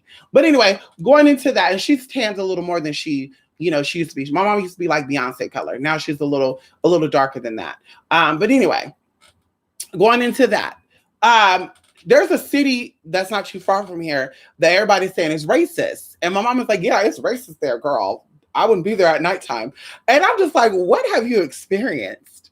Do they not like women? Do they not like men? Do they like transgenders? Do they clock my T and they know that I'm trans? So that's why they're nicer to me? And I doubt that because this is a Christian city, y'all. They got a Christian high school. They got a Christian middle school. They got a Christian elementary school. So I'm just like, where's this racism at? On top of that, my Snap has 1,500 people on it. And most of the people from my Snap came from that city. So I'm like, I'm not seeing it, sis. So they were like, they're racist. And I'm just like, where? Girl, I've gotten free food there. I've gotten free gas there. I've gotten people pump my gas for me. So I'm like, where is this at? Like, I don't get it. So like I said, I guess it's just in the eye of the beholder, honey. I get attacked by people that look like me, girl. If I go into a place, I give you a good example. I went into Walmart and 2 days ago, and there was an aisle with 20 Black folks in it, and they were all together, which I don't know why people travel with 20 people to Walmart. It's already hot as fuck up in there. But I'm trying to get to my oil, and they're just there. And I said, excuse me. And bitch, they act like they didn't hear me. Excuse me. Still there. Excuse me. One of them looked at me. Excuse me. Then, went up just a little bit. I said, fuck it. Let me go. Bye. Thank you. Thank you, associate, because I need help finding it. Thank you so much. Have a good night. Bitch, I'll storm the fuck about it because I'm just like, bitch, what the fuck? Now, see, I never had that experience with a white person. I never had that experience with an Asian, Hispanic, whatever. Excuse me, bitch, they move out the way. Oh, sorry about that. Oh, no, it's good. And then before you know, we're talking. Have you ever tried this before? Oh, no, I've never tried that before. Oh, what do you try? I don't really try anything. I just drink a lot of water. You know, that type of stuff. But like I said, when it comes to Black folks, girl, they really not having a conversation unless it's about us Black folks. You know how us Black folks are. And I'm just like, I can't relate to that. I never have that experience, darling. I can't relate to that. There's certain things I can relate to, but that is not one of them. Anyway, I won't even go into that. Anyway, come on in here. I don't think I'm getting SRS anytime soon until it is advanced enough. I know that's right, honey. Listen, I don't want it. I don't want it, honey. Because you know why? You can't push your baby out of there anyway. You got to dilate every day. 30 minutes to 45 minutes every day, 3 times a day. Who got time for that? I mean, hell, girl, I don't have time to eat 3 months. Hello? Let's get into that. I don't even got time to eat 3 meals a motherfucking day. Come on. How the fuck am I going to sit there and dilate? Okay, I got to dilate. Let me move it up. Okay. I don't got time for that, girl. You can't push your baby out. There's no cuttings on that. You can't push your child out. You more than likely may not feel anything. It looks very nasty until it's fully healed up. And even some of them still look like folded nut sacks. And I'm not cutting in. Some of them look like folded nut sacks. In fact, there was a girl down there in Houston that tried to fool a guy. He took her life. Not, unfortunate. But her vagina looks like nut sacks. And I'm just like, why would you want to fool a man, sis, when you walk around here with folded nut sacks? And there's nothing wrong with that. But I'm just saying, like, what makes you think a man is not going to know what nut sacks look like? Girl, I'm a connoisseur am I saying that right? When it comes to scrotums. Okay, I have a fetish for them. So I know what they look like. I love looking at them. So bitch, I'm just like, ooh, her pussy look like scrotums. What does that? That type of tea. And then one of them girls, she out there in New York, girl, she tried to say I was hating on her because she showed hers too. And I said, no, girl, that looked like scrotums folded and sent back. I think there's one girl out there in Florida, her shit look real. It doesn't look like scrotums. It looks like real lips and shit, y'all. She got on camera. She spread it open. And I said, bitch, I don't think you're trans. Let me see proof. And she showed everything, girl. But anyway, girl, I'm telling you right now, girl, no, ma'am. On top of that, you get an odor down there. And the odor is not sweet. The odor, you know how, well, you probably don't know this, but if you tuck for a long period of time, anybody knows about tucking, and you take those panties off, let's say 10 hours later, you take those panties off, honey. See, that's why I like wearing panties. I like letting everything hang out. When you tuck and you take those panties off, the panties smell fishy. And there's a bacteria that causes that.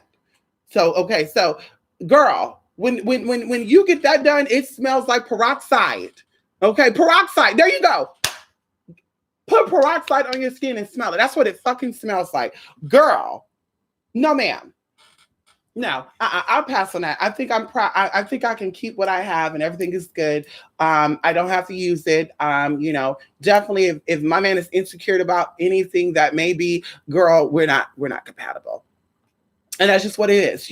Me being your woman or me being your counterpart should be mostly on communication. Secondly, on how I make you feel emotionally, emotionally, physically, and spiritually. And then third should be about what I can offer you, like a baby or not. That should be the third thing. But like I said, the first two things is definitely communication and definitely how we're making each other feel. But I think a lot of people got that fucked up. That's why there's a lot of single parents. They go based off of physical attraction and what that feels like. And then if you make me feel with that good, then now I'm ready to do what we need to do. And that's why the game is fucked up. So bitch, don't shoot me, don't shoot the messenger, bitch. Okay. Educate yourself. Don't get mad, get glad. Okay. So anyway. I got time for that bullshit. Oh, Larissa, honey. Good luck with that.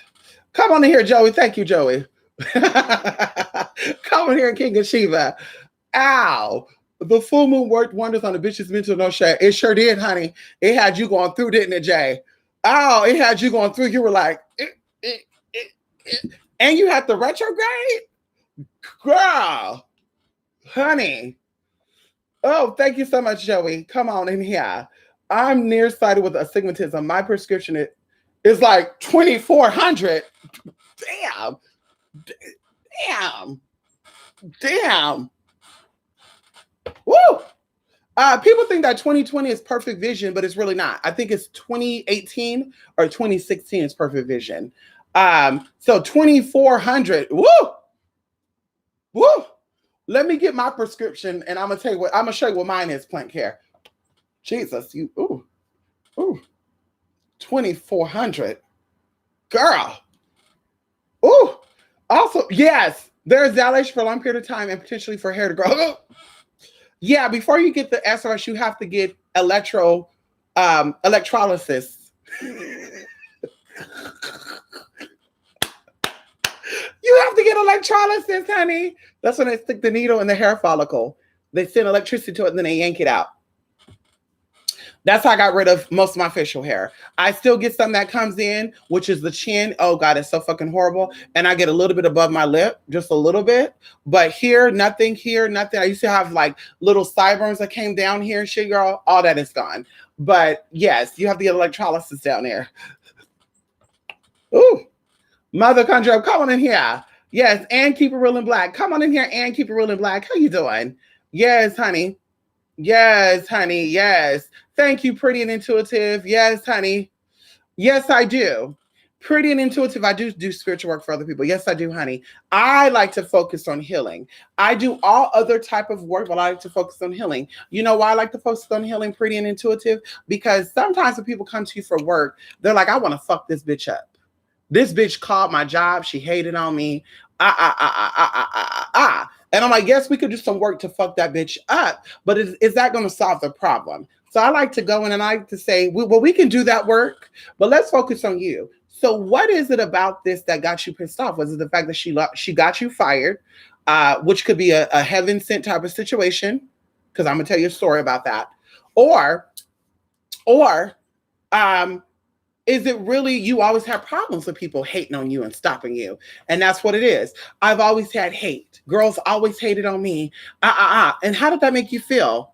Well, it made me feel inferior to them. And then how did that trickle down into your personal life? Well, I didn't like myself. And I was getting men, and of course they didn't vocalize this, but I was getting men to validate my beauty because the people around me, the females and the friends, they didn't tell me I was beautiful. So I needed to get a man to tell me how pretty I was. And then the man would have sex with me, get me pregnant, and then leave me. And a lot of times they would pay for me to have an abortion because they really didn't want me. They don't want me or the child. So once again, it's a cycle. And then of course you go deeper than that. Well, how about with your parents? Well, daddy wasn't there. Mama really didn't care. My grandmother raised me. And see, so it gets deeper. So once that is healed, once you start on that work, then you will start to see all things around you as a trickle or domino effect of that. Okay, it's the domino effect of that. Because you getting that job, getting taken away from you is probably heaven sent. I have a friend who was fired from a job. And when she was fired from the job, she was like, girl, this is horrible. And da-da-da-da-da. And these people are hating on me. And da-da-da-da-da. And I told her, this might be God. Because you talk about how you were stressed out and God wanted you to be stress-free. And of course, if she would have stayed working at this job, y'all, she would have never found out her health problems. So she found out she had health problems about 2 years after this job let her go. But in the process, she found out what her passions were. And I said, see how God works? Like, you may think it's a bad thing, but God and your spirit, your ancestors are always there working things out in your favor, and you have to trust it. So going into that, yes, you may need to hex somebody, get someone together, which I'm not saying we're not going to do that, but to be effective at it, we need to make sure that your energy and frequency is equivalent with that. So once you're secured with yourself, and once you're balanced in your identity and you're aware of who you are and where you come from, bitch, now when you do the work, it's going to be effective because now you got a backbone. See, you don't got a backbone, girl, you're flubber. So you out here doing casework and spiritual work on with as being a flubber girl. That shit ain't gonna work out. You gotta have a backbone, sis. Because now energy start getting rocky. You hold on to shit like, oh shit, what's going on? Being flubber girl, you shaking everywhere, girl. You're confused. You're like, oh my God, what's going on? God ain't working this out. It ain't working. It ain't coming through. And now it's getting fucked up. With that backbone, girl, you be still. You say, listen, I've done the work. We've done the work. Now let go and let those spirits work. And bitch, you sit there with that backbone, with that big back, and you sit still. When you're flubber, girl, you can't, when that energy starts, when you get into turbulence, girl, you're like, what? What? Oh, I can't find it. Oh. So that's all about that life. Come on in here. Yes, honey. Yes, honey, come on in here, pretty and intuitive. Yes, I thought, okay, if you didn't have enough skin, they use grafts and stuff, there's a chance that you won't feel sensation. Oh, you know what? Even period, though, because they're cutting your nerves. It's like getting implants and stuff. When you get implants, you don't feel your nerves for about a good 5 years. 5 years to start coming back. And when it starts coming back, it feels weird. I know girls who got their feeling immediately because they went through the nipple, but this is what I was told by my doctor. Shout out to the Persian doctors out there. That's a figure. I would only go to a Persian surgeon.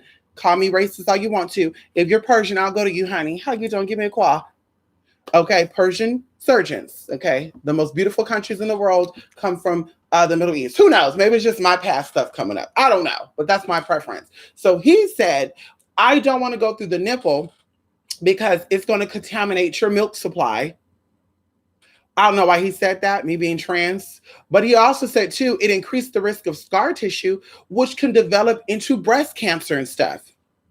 So he said, we're going to go underneath the breast. So they made incisions, which were big, but now they're like really like this tiny now. And they didn't keloid, by the way, too, because the darker your skin is, the more chance you have of keloiding.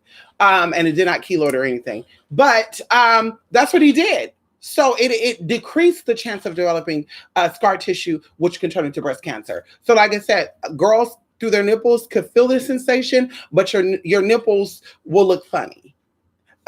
You know, my chest was not big enough for these size boobs, so my nipples are like this, you know, literally they're like this, like no lie. But it's because my chest was very small. This is my real chest right here. This is my real chest right here. My chest is very small. And my doctor even said, ooh, 800 would be good, but you're pushing out 1,000. I said, come on, please give me 1,000. And because, you know, coin talk, you know, because we pay cash for our shit. You know, coin talk, girl.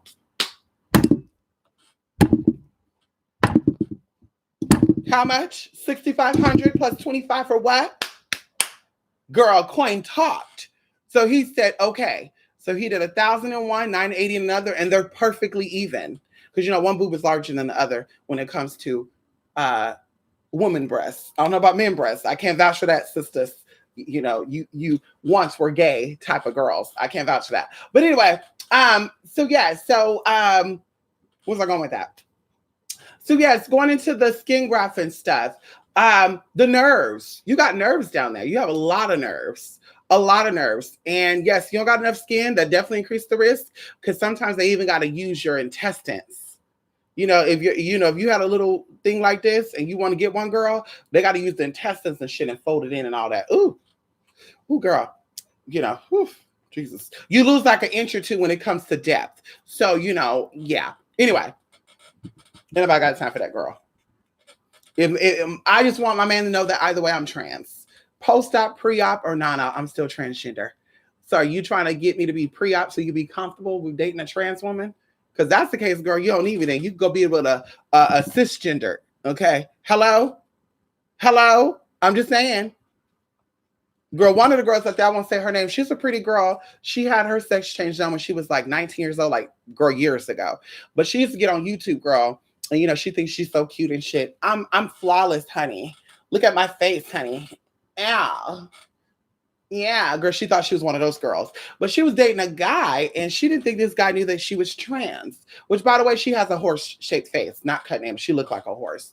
Anyway, so this man, she found out that this man liked the girls with the penises, y'all. And that tore her up. And I'm not even laughing because that's sad. But I'm like, see that right there? That's why you don't change who you are to please a man. Because whoever's wanting you will always want you, regardless. Girl, who cares? Girl, you don't got to do nothing with it, honey. I could wear a gaff. Girl, you don't got to see shit, honey. You know what I mean? Yeah. I could put a banana leaf there, girl. I could be like, girl, we can role play Adam and Eve or Tarzan and Jane. I could put some banana leaves right there and some in the front and just keep the back out. Ow! Keep the back out. Ow! So you can blow it out. Ow! Come on, here. Ain't nothing wrong with that. Anyway. Ow! Oh, shit. Oh, come on here. I've been feeling so good lately. Oh, me too. Come on here. Come on here, King of Sheba. It's that meditation shit you've been doing. Come on in here. Yes, honey. Come on here, Lady K. People with XY chromosomes have gotten pregnant and given birth. So what's the tea with that? You said it. Now, when it comes to uterine implants, we talked about this before. I don't think on this channel. When it comes to uterine implants, they cannot carry the baby full term. It's usually like 5 to 7 months. I think now they said it's more advanced now where they can literally grow your baby in a lab. And I don't want to say too much because I hope I'm not dry snitching or dry whatever. But and then they, because this kind of get a little touchy. When people say they have surrogate parents, where they at? Let us see the surrogate mother. What she look like? And it's not about us trying to stalk the surrogate mother, but there's no cut-ins. Okay, Auntie Wendy had a lot of miscarriages before she had her baby, baby Kev. And she was bedridden, and Auntie Wendy carried that child because she loved that child. These celebrities now, they're not trying to do all that. And I think, quite frankly, some of them are burnt out. I think they have herpes, chlamydia, gonorrhea. I'm just saying what I know because I know people in the industry, and they're burnt. Chlamydia fucks up your reproductive system. If you don't know, now you know. So, and like I said, you get chlamydia from fucking dirty penis or dirty vagina or wearing dirty panties or dirty drawers. If you don't know, now you know. So, going into that, they get these surrogates, but I'm like, I want to see these surrogates. Is it really a surrogate or is there something else going on? Because we heard a lot about you can pick the eye color and gender of the baby. Oh, girl. One of my girlfriends almost signed up, girl. They said $500,000 she can pick the eye color of the baby. $1 million she can pick the sex and eye color of the baby. And I think it was like 1.5 million. She decided she want identical twins to where they're identical. Like, girl, you can tell one from another. And I said, bitch, girl, bye. Oh, I love kids, girl, but I would never. No tea, no shade. Come on in here. I would never. Come on in here. Ow. JT Funny, you are not a part of the original old crew. Uh-oh. Come on in here and keep it real black. Wait a minute. What you talking about? And keep it real black. What do you mean, girl? Wait a minute. That's Late Titty Kaka. Late Titty Kaka. Is that you? And keep it real. You playing, and is that Late Titty Kaka? Why you said Jay? Why is it not King of Sheba? Ow, come on in here. Hey, Miss Ann, I'm here, boo. So what's up? Okay.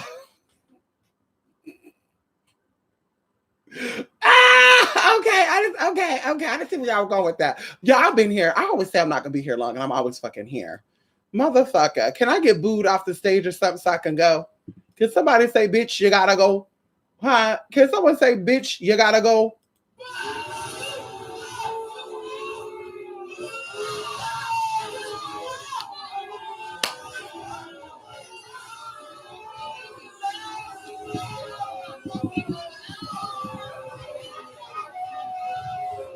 Okay, I guess it's time for me to get ready and go. I'm getting booed already, honey. Not the ones that are in the room, the ones that are watching and not speaking in the room. So I guess, I guess it's really time for me to go, honey. Uh, oh, they want me to go. Oh shit, they trying to go live too, huh? I know that's right. I know that's right, honey. I know that's right. Come on here, pretty intuitive. How you doing? Yes, honey. You got a high lip. That's a feminine trait. Oh, I don't got a high lip though. So it's there, but see, it needs to be higher. It says that one finger width. See, it's a little more than a finger width. So one finger width. So it's supposed to be just a little up there, just right there, just a little bit. Like if I got some plump.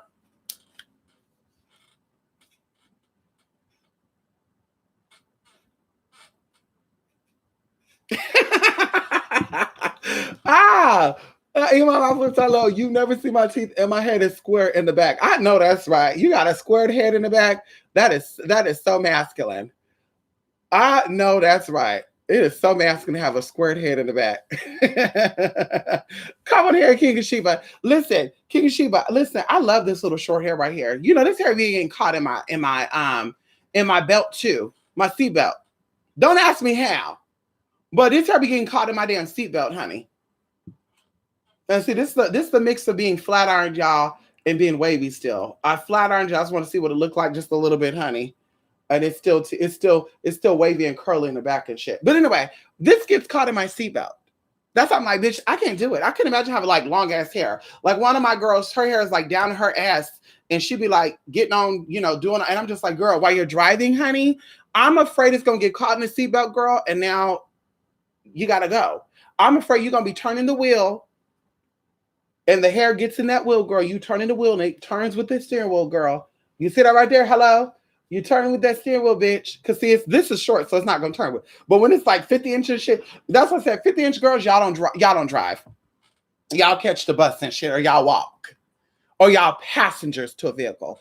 Ain't no bitch driving with no damn 50-inch weave, girl. And there's no shade with that, honey. Ain't no bitch doing that. And you ain't got a man either your hair that damn long. Because ain't no man, girl. That's how you know bitch single, girl. Rock that 50-inch weave, girl. You ain't got no damn man. Come on in here. Something is up if you feel more comfortable around white people than other black people. Maybe it's just the homophobia. I don't know.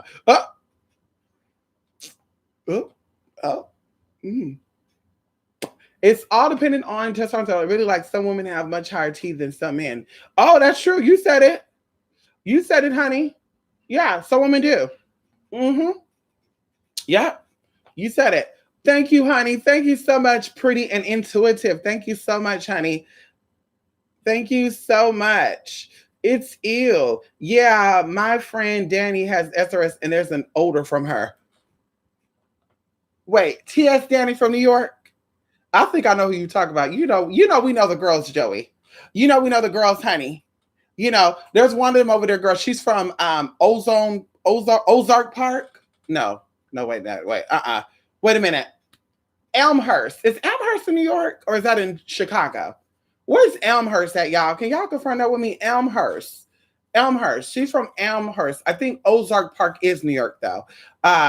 She's from Elmhurst. And girl, that face is there. She looked like Buffalo Bill. Girl, we used to read her down on that, girl. And she would try to come from us and say, bitch, you hard as hell. And I'm like, girl, but you're the one over there rocking a sex change and they still clocking your teeth. There's no way on God's earth, girl, I'm put all that money into my body and still get red for filth for being a trans. Oh, shit. Ain't no way, girl. Ain't no way. Because you might need to pull it out and say, bitch, what? Woo! Woo! Oh, when you said odor, I knew it was just past gas. You nasty ass motherfucker. Woo! Ooh, girl. And something about dog fart smell worse than human fart. You nasty. Ooh, yeah, that's you. That's you, honey. That's you. No stinky booty self. Ooh, honey. Girl. Woo! A cross between a skunk and a possum, bitch. Get the fuck out of here. Now, he really going. Bye, honey. Bye, honey. Thank you. Girl, that fart stunk, honey. She dilated on the couch in front of everyone on her phone. I would be scared of infection losing tissue because once it's done, there's no going back. You said it right. It can also close up plant care. Queen of plants, it can close up, girl, when you don't have a pussy. You be patting nothing. You be like, come over here and eat it. And girl, it be a closed wound, girl. They're looking like, what is that? It can close up on you, girl. Trust me, girl, you develop fistula. Oh, yes, mama. Ooh, girl, you get fistula in your booty hole, too. That's why I'm not a fan of fucking everybody, girl. Just so you know, you bottoms, you get fistula, too. Look up what fistula is, girl. Disgusting. You have relish like shit coming out your booty hole. And it stinks. Oh. Ugh. When I did internship, someone had that. I was watching a documentary on trans women who regretted getting surgery. She said her vagina was not fully functional. Sex was very painful for her. There you go, Lady K. There you go, Lady K, honey. Listen, I get sensation over my body. My neck is sensitive. My arm is sensitive. You know what I mean? Like, girl, you listen. We can let bygones be bygones, and you can use all the other places. Oh, come on in here. Hell, from what I've heard, it feel better anyway. Hell, I didn't say that. Anal sex, if it's from a trans woman or a gay man or a male period, is different from a woman, honey. There's a prostate there. Oh, shit. I'm not ready for that. It depends where you go. Like, Germany has some of the best clinics. Ew. I don't think so. I think when it comes to top SRS, we're going to Google it right now. Top SRS surgeon, I really think it's in Arizona and stuff.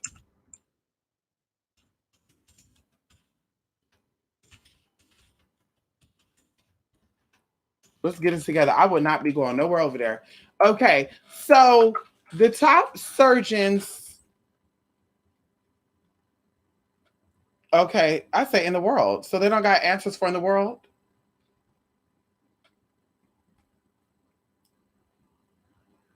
Oh, there we go. Top best SRS surgeons in the world. Let's get into it. They may not list it in the world. They got it in America though. Oh, they said that it's definitely subject to best is obviously going to be a bit subjective and depend on what is important to you. As an example, since I'm almost exclusively dating women, neovaginal depth is a bit of a non-issue to me, while it may be very important to someone with a well-endowed boyfriend. Is this a man answering? This a transgender? Yeah. Anyway, we're gonna get up off of that. The problem is, she said the problem with this question is like asking, "Am I transphobic if I don't want to date a trans person, or am I racist if I don't want to date other races of people?" That's not the same fucking question. Stupid people are fucking stupid, honey. I can't. I don't know why I even Googled shit. Just stupid ass shit. The question is, bitch, you must be a surgeon. It must be mad because you got some bad reviews. Let me click him and ask him what's his link. Okay, anyway, I don't think Germany is on that list. I think the top SRS surgeons of the world, as far as everything go, and even going into less risk factors, I think is in America. I think it's in America outside of Thailand, because I think Thailand is where the best doctors are, like Chetawat. A lot of girls I know that got surgery done, the look real comes from Chetawat. A lot of girls go down to Florida, but there's two good doctors. One of them was post-op herself. I can't remember her name. I want her to do my orchiectomy over there in Trinidad, Colorado, but I think she lives in San Mateo now. What is her name? I can't remember her name. Oh God. And then also you have Arizona. There's another place too. I'm not going to tell y'all though, because I might want to go there. Don't want y'all looking me up.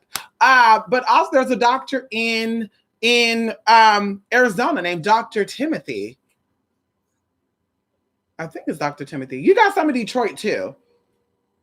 Yeah, you got some in Detroit. We're talking about people that have been practicing for a very long time with no bad reviews, or little to none. Okay. So like I said, I don't think that Germany comes up. And I'm not even cutting in on that. I don't know if I would go to Germany to get an SRS.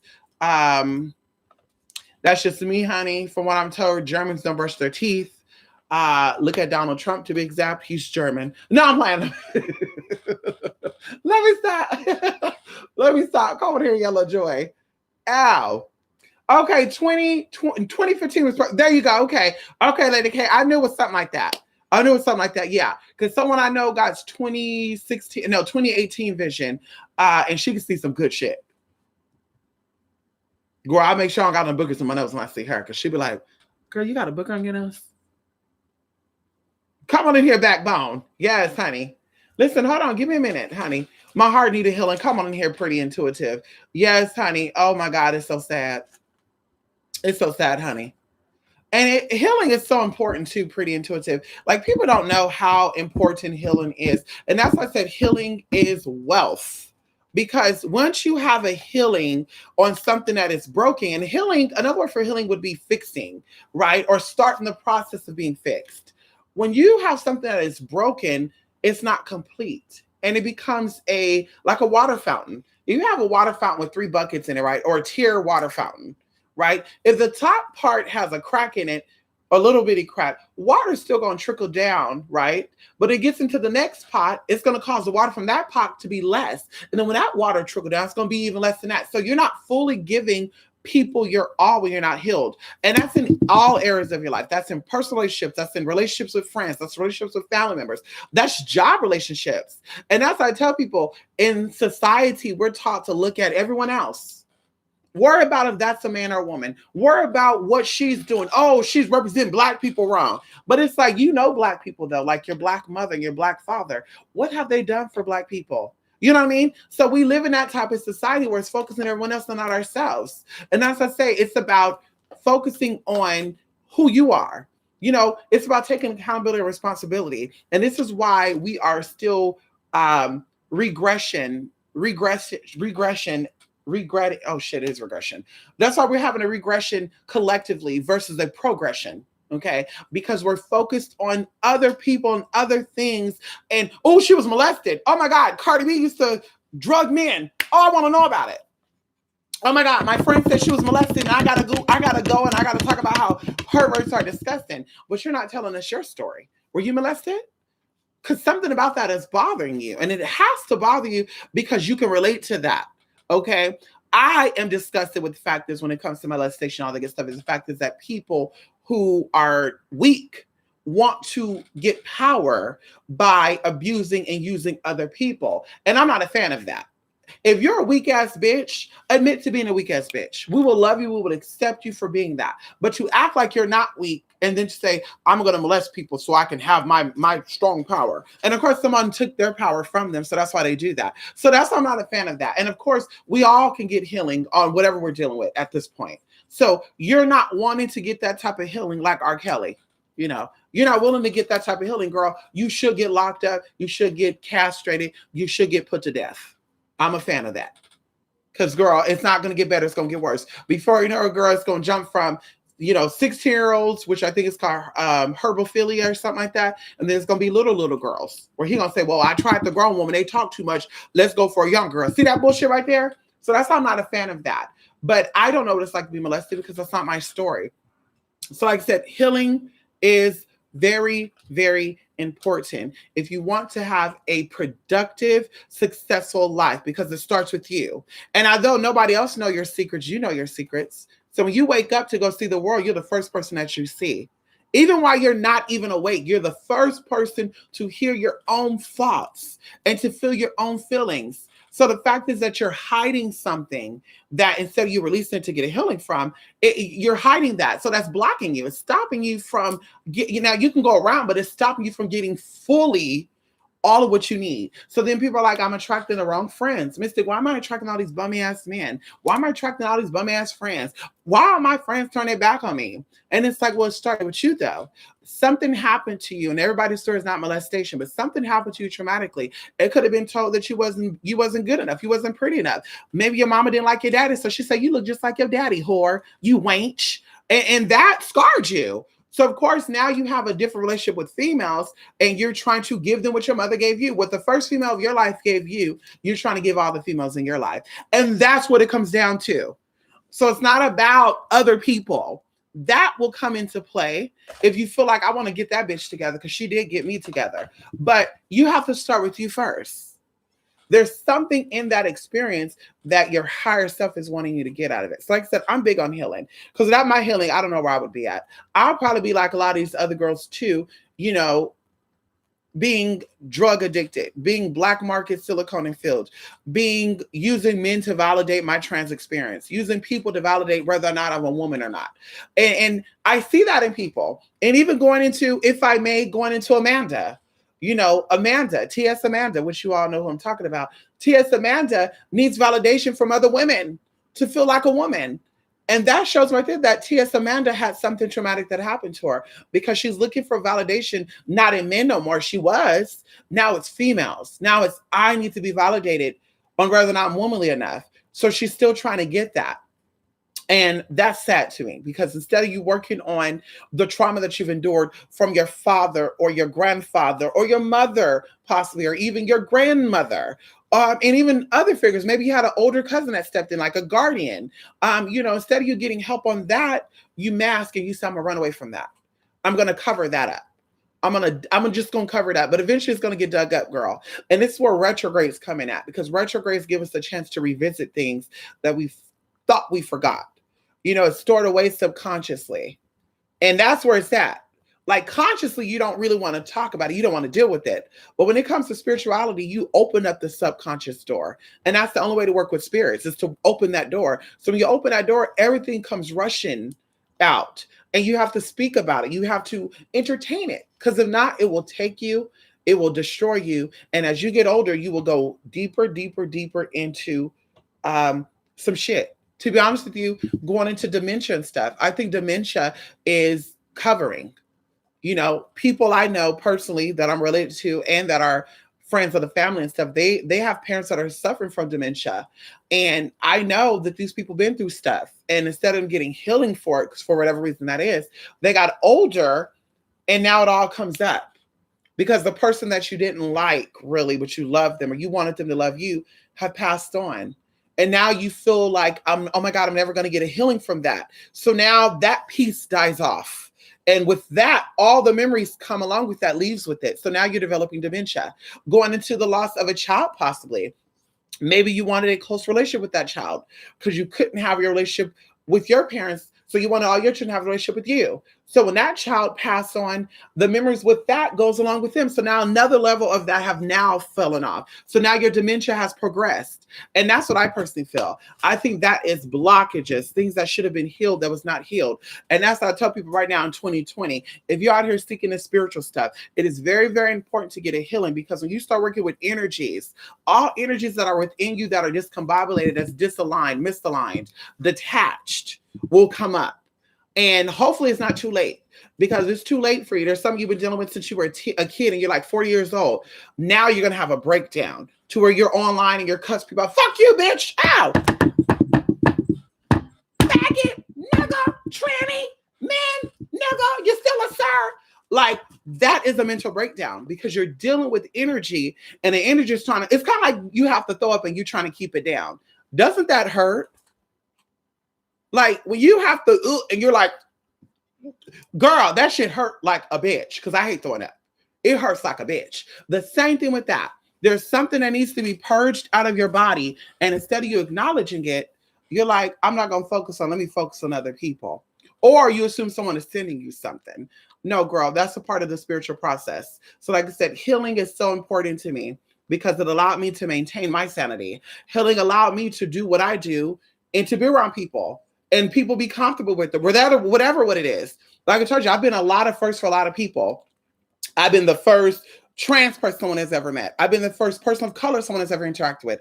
I've been the first woman figure someone's ever dealt with. I've been the first whatever. I've been a lot of firsts for a lot of people in a lot of situations. And like I said, if it wasn't for my healing, that would not have been the case, because I would have took out all of my frustration out on all of them. And I would say, oh, they're coming for me. Let me go for them too. Oh shit, they don't really want to know what it's like. They're coming for, let me read them down too. And that's why I said before, my experiences have been great because I've been great to myself.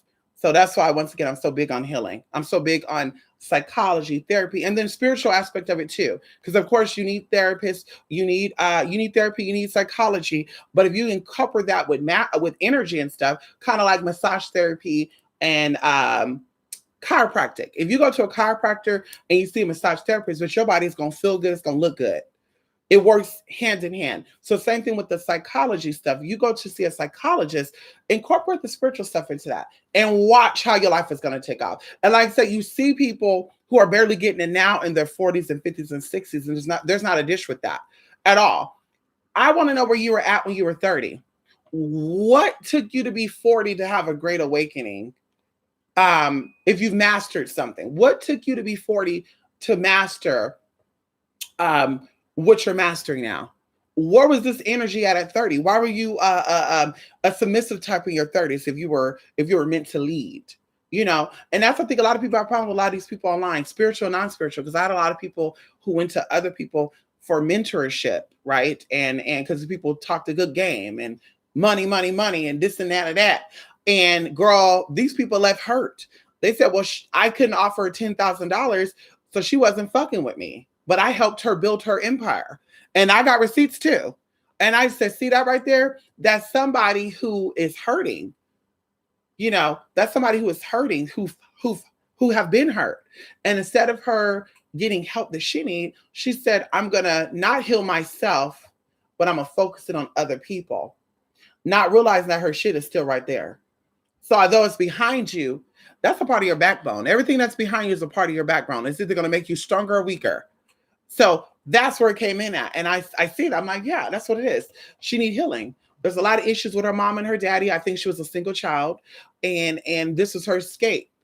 Her also being a single parent, this was her escape.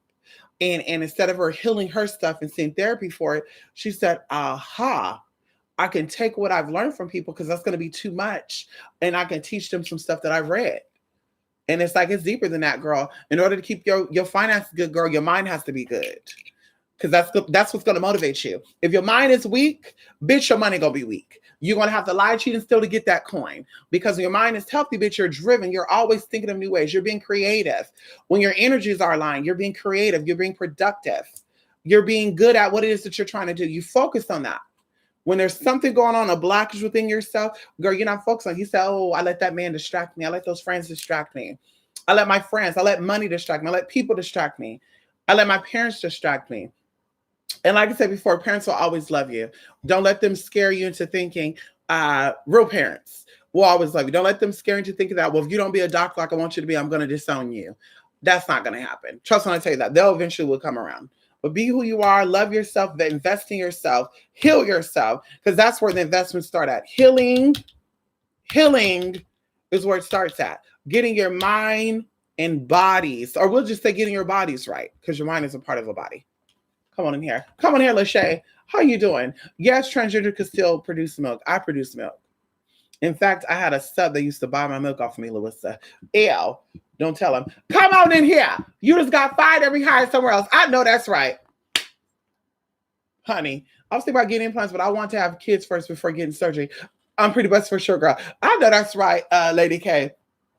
Lady K. I feel a lot of good energy with you. But what was I going to say? But what was I going to say? Yes. So with the implants, yeah, you got to be very careful with that, especially you want to breastfeed your children. You got to be very careful with that and get saline, not silicone. Yes, the implant is made out of silicone, but yeah, saline is much better. And of course, go to a good doctor because yeah, just go to a good doctor. You can still breastfeed with breast implants if you go to a good doctor. Okay. Go to a good doctor, okay? Come on in here. From people being jealous of me, oh, come on here, pretty intuitive. See what I mean? That's sad. Nasty ass motherfuckers. They need help. They need Jesus. Them motherfuckers need Jesus, honey. Come on here, Lachey. How can I get in touch with you? Email me, honey, 28spirit8mystic8@gmail.com. And you can also, this is where my mods need to come in at. You can also check out Two Spirited. Uh-oh. I can't remember if it's Two Spirited or Two Spirit Mystic. Uh-oh. I think it's Two Spirit Mystic. There we go. Yes, honey. Ow, come on in here. Come on in here, pretty intuitive. I'm hoping to just develop my breasts on HRT naturally without the surgery. Hormones alone will give your breasts what your genetic females have. Another downfall with hormone breasts only, they could become tubular. So that's when you have You have gorilla titties, orangutan titties. I didn't have a problem, thank God.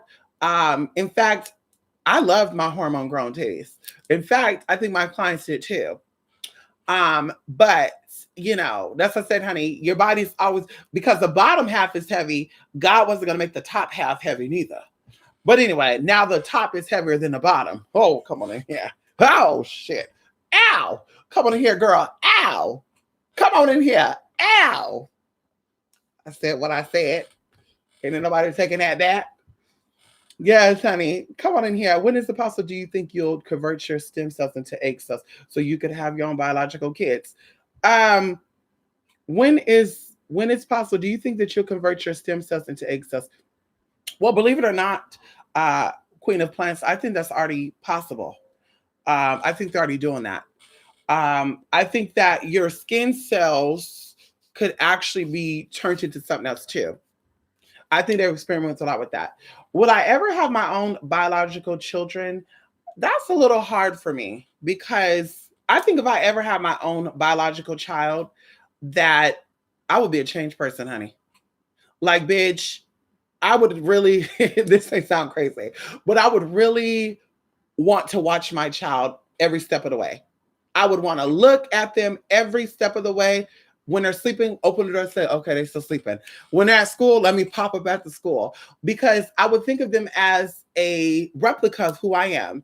And I know how important it was for me to have protection. I know how important it was for me to have this outside energy compounding me and just crazy. But I know because this child will be a replica of who I am, that they'll be strong enough like myself to get through all that. So like I said, that'll be much harder for me. So I don't know if I would have my own biological children. You know, I don't think so. Because of that. Adopted children, I would probably be the same way. But of course, in my mind, I'll be like, these are not from me. These are, you know, I'm their surrogate mother, but they're not from me. So I would be protective of them as well, but not like checking on them every 2 minutes, ooh, and calling their phone, where you at? But biological, yes, I would.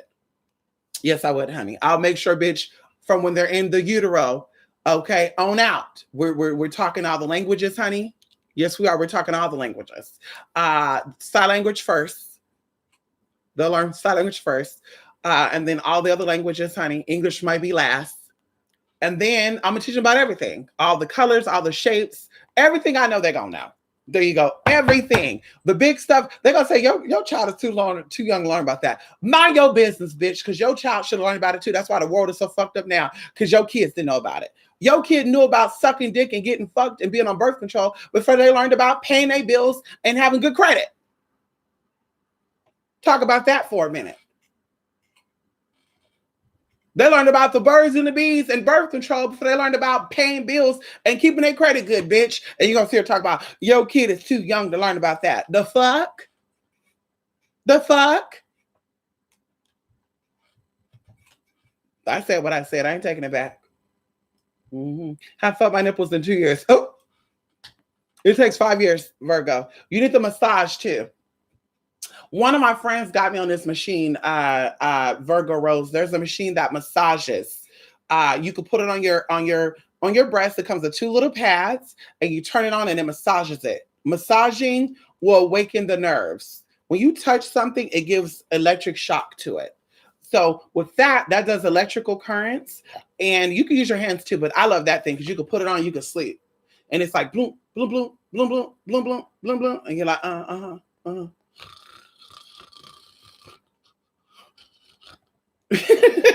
It is still so good, Rose.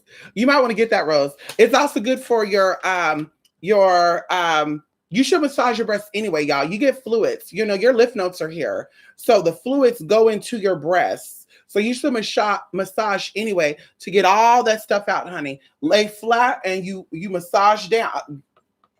I'm surprised nobody talk about that. You need to do that. Yeah, massage that area, honey. Thank you, pretty girl name. How you doing? Oh, you changed your name, pretty name. I know that's all right. Words filling error. Yo, Judas. Oh, it just went in and out. Oh, come on in here, spirit. Oh no, Isabella. I'm talking about it's pre-op. Okay, you know. Oh, Isabella is pre-op. Oh, Isabella. Is it? Who is it? Isabella Del Rio. You know her too. I know that's right, honey. Isabella Del Rio. No, we ain't talking about Isabella. Come on in here. What is she, Salvadorian or something? Come on in here, honey. Come on in here, Isabella Del Rio. Yes, girl. She tried to read me down a few times. It didn't work out though, bitch. Because you know when you're fishy, girl, you when you're fishy, when you're passable, honey, you know, you really say, oh girl, bye. That's sweat on my back, girl. Bye, girl. My Bella did that. I sinister fell out. Ooh, I know that's right. You sinister fell out. Ooh. She had to have 2 surgeries. Ooh. Fistula. No, fistula is Fistula. She had 3 infections and close up and they had to reopen it. Oh, it's called fistula, Virgo Rose. I'm disturbed right now. Do you need healing for relationships? Yes, you do. Yes, you do. And see, I'm big on people getting a psychological evaluation on their husband, their boyfriend, or even their friends. I'm about that, girl. There's new friends to see what your mind is like. I need to know your full mental history. So, bitch, you're trying to be a friend? Let's go to therapy. Let's go to friendship therapy together. We can go together, sis. Because, see, that's how you become real friends. You learn each other's secrets. Well, what makes you tick? What happened to you? That's why some people are like, well, I can't really talk about that because that's personal. We can't be friends then, girl. Because I'll tell you everything, girl. Hell, I'll tell you when my ass crack itch. That's what friends are for. Friends talk about that. Girl, my booty hole's itching right now. Give me one moment. Okay. Joking, but serious.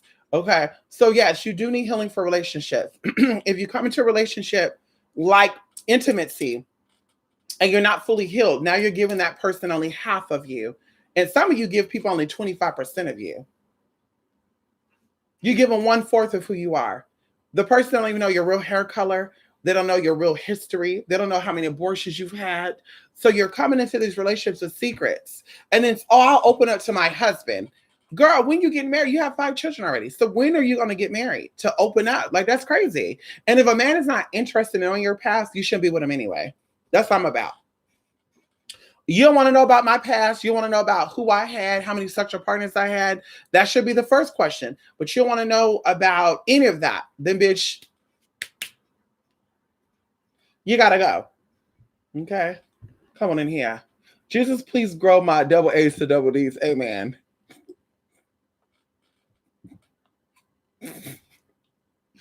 Ow, come on in here, pretty intuitive. I have to get into touch with you. Come on in here. Yes, there go my blog spot. If you go to the blog spot and I think you click on current deals, you'll see my email in there as well.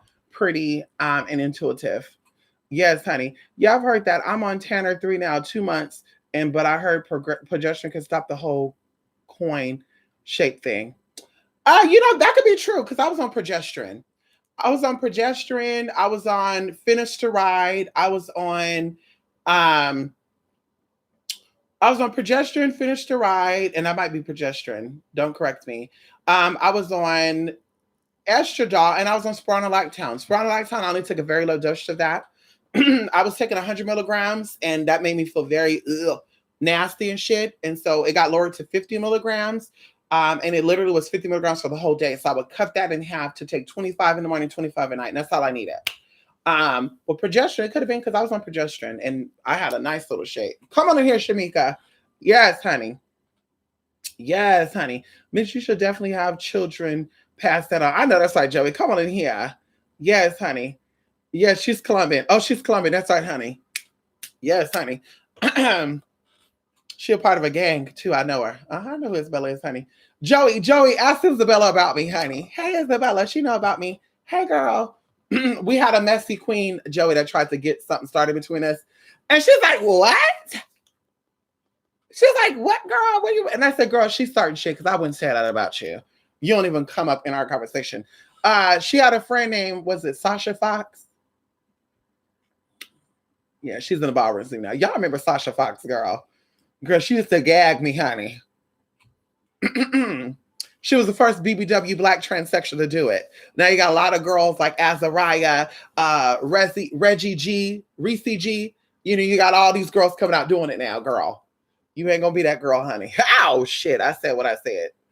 Okay. I'm thinking about how and when I could come out to my children as trans? They would know right off the bat for me. My nieces and nephews don't know that I'm trans.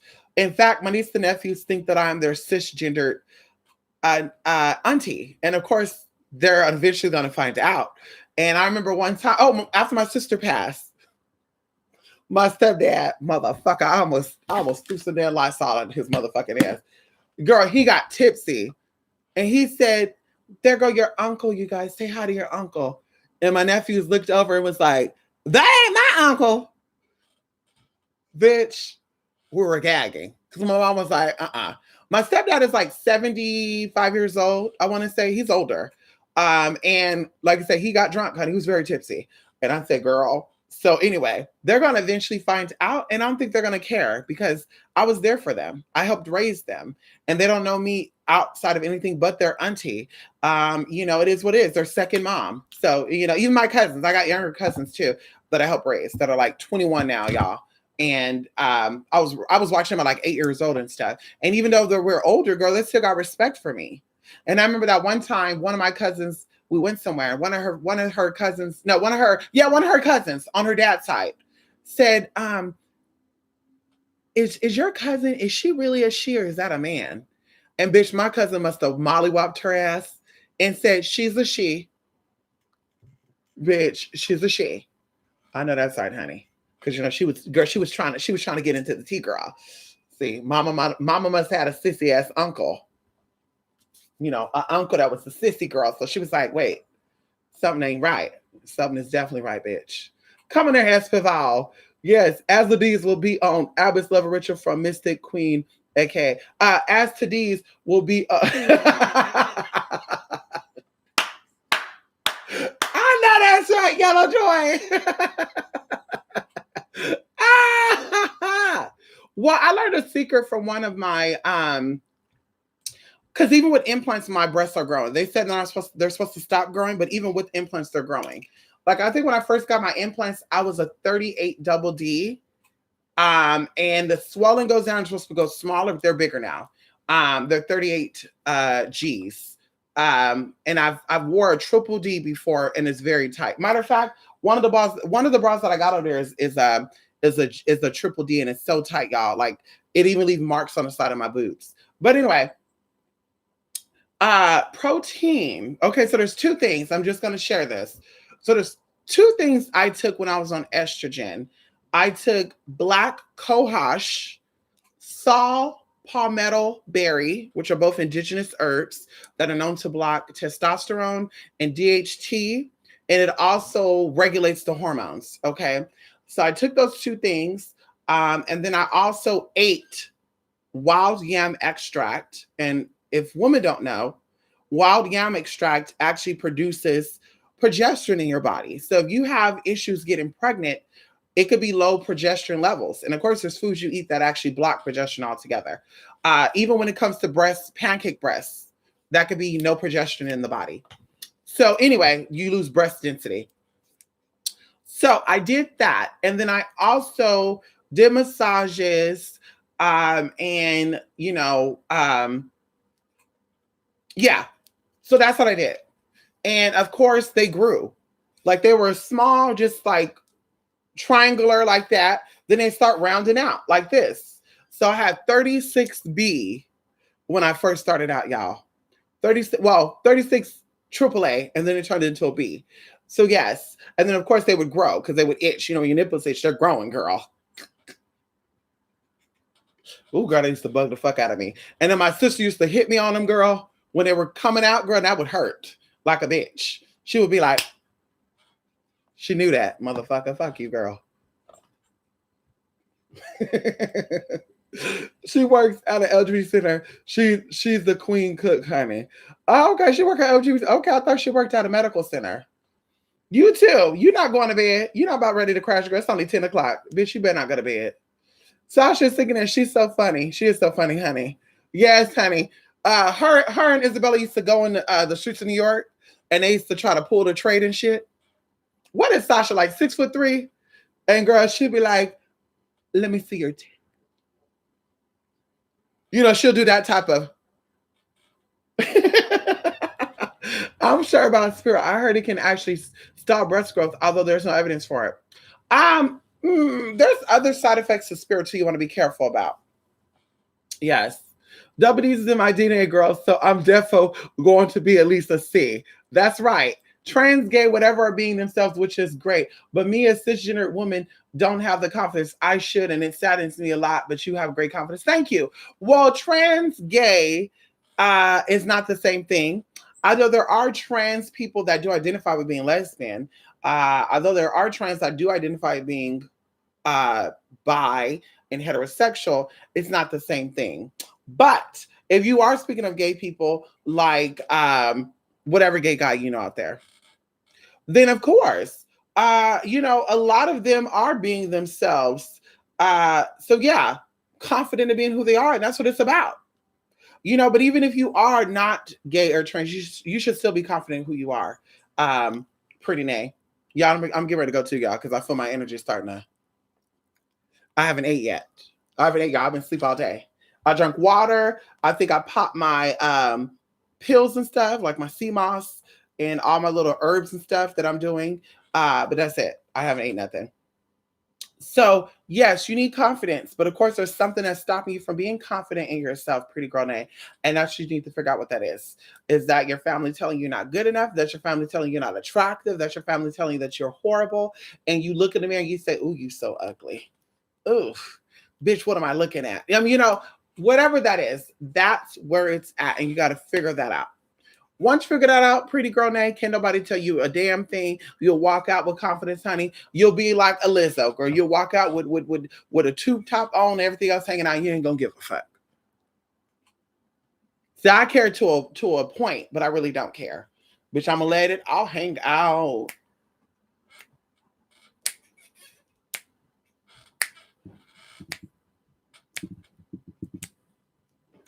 Ow. I don't care about letting it all hang out, honey. Yes, come on in here. Yes, honey. Yes, come on in here and do the lowest dosage. I think Black Cohosh. Oh shit, I can't remember what Black Cohosh does for you. But these are all good. These are both good herbs. They're both good herbs for you. Yes, they are. Indigenous to the Americas, actually. I think Black Cohosh actually grows wild in California. And I think Arizona too. But yes, honey. Yes, honey. Black Cohosh, so good for you.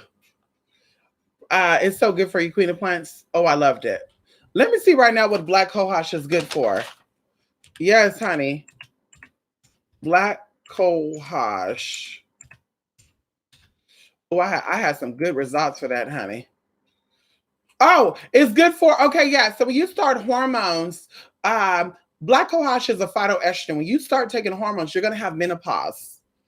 Okay, you're gonna go through hot flashes, plant care. Yes, you are. You're gonna be like, oh my God, it's hot up in this shit right here. Jesus, I'm telling you right now, it'll be 30 degrees inside, bitch. You're gonna be hot. So Black Cohosh will elevate that. Okay. In fact, there's a list right here to say Black Cohosh is good for. We're gonna block her. She's trying to see in my camera, honey. Okay.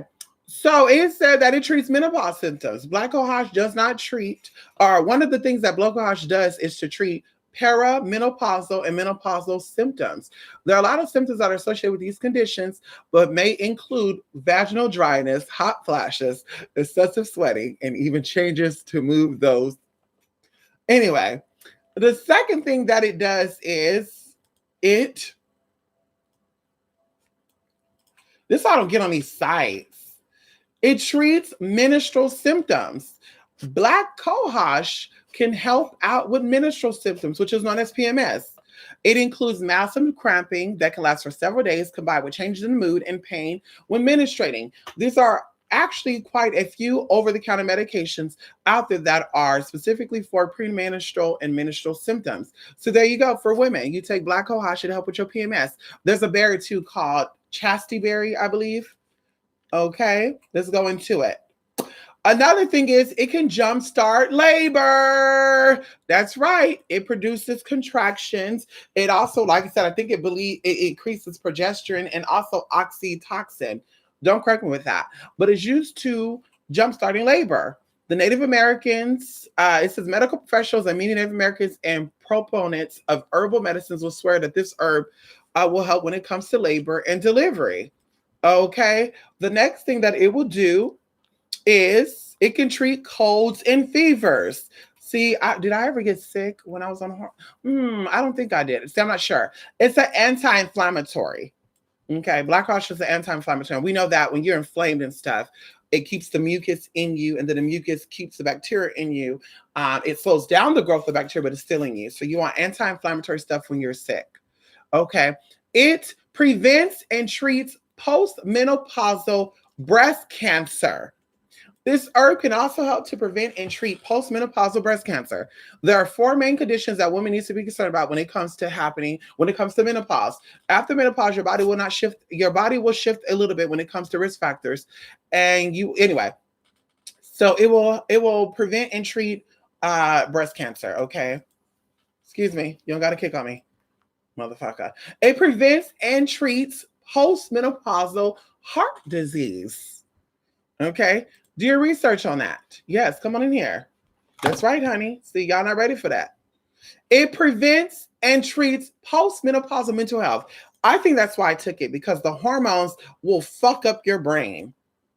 The hormones will have you having mood swings, bitch. You're like, shut up. I love you. Come over here. Fuck you. Stay away from me, man. Oh, your mama. Yeah. Okay. So I that's why I took it too. It was for mental health.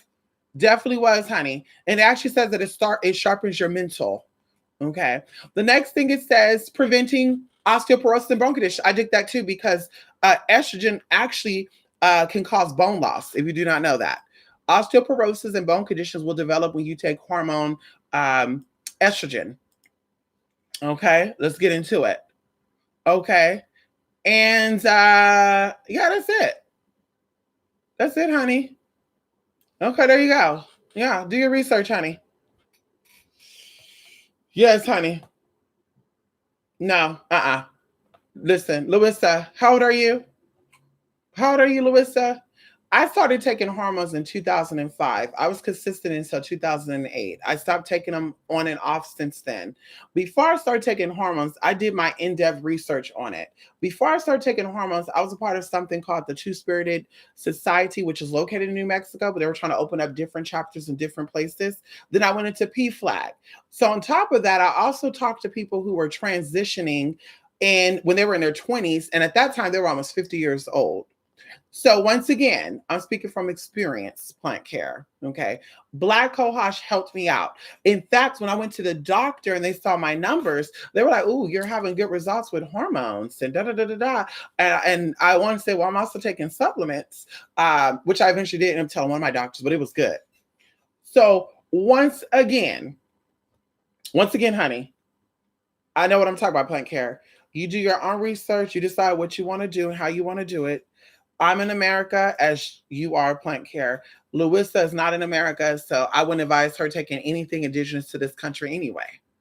If you're from German, you're from Wales, you need to look up herbs over there, okay? It will work perfectly for you. If you're not from this land over here, please do not try nothing.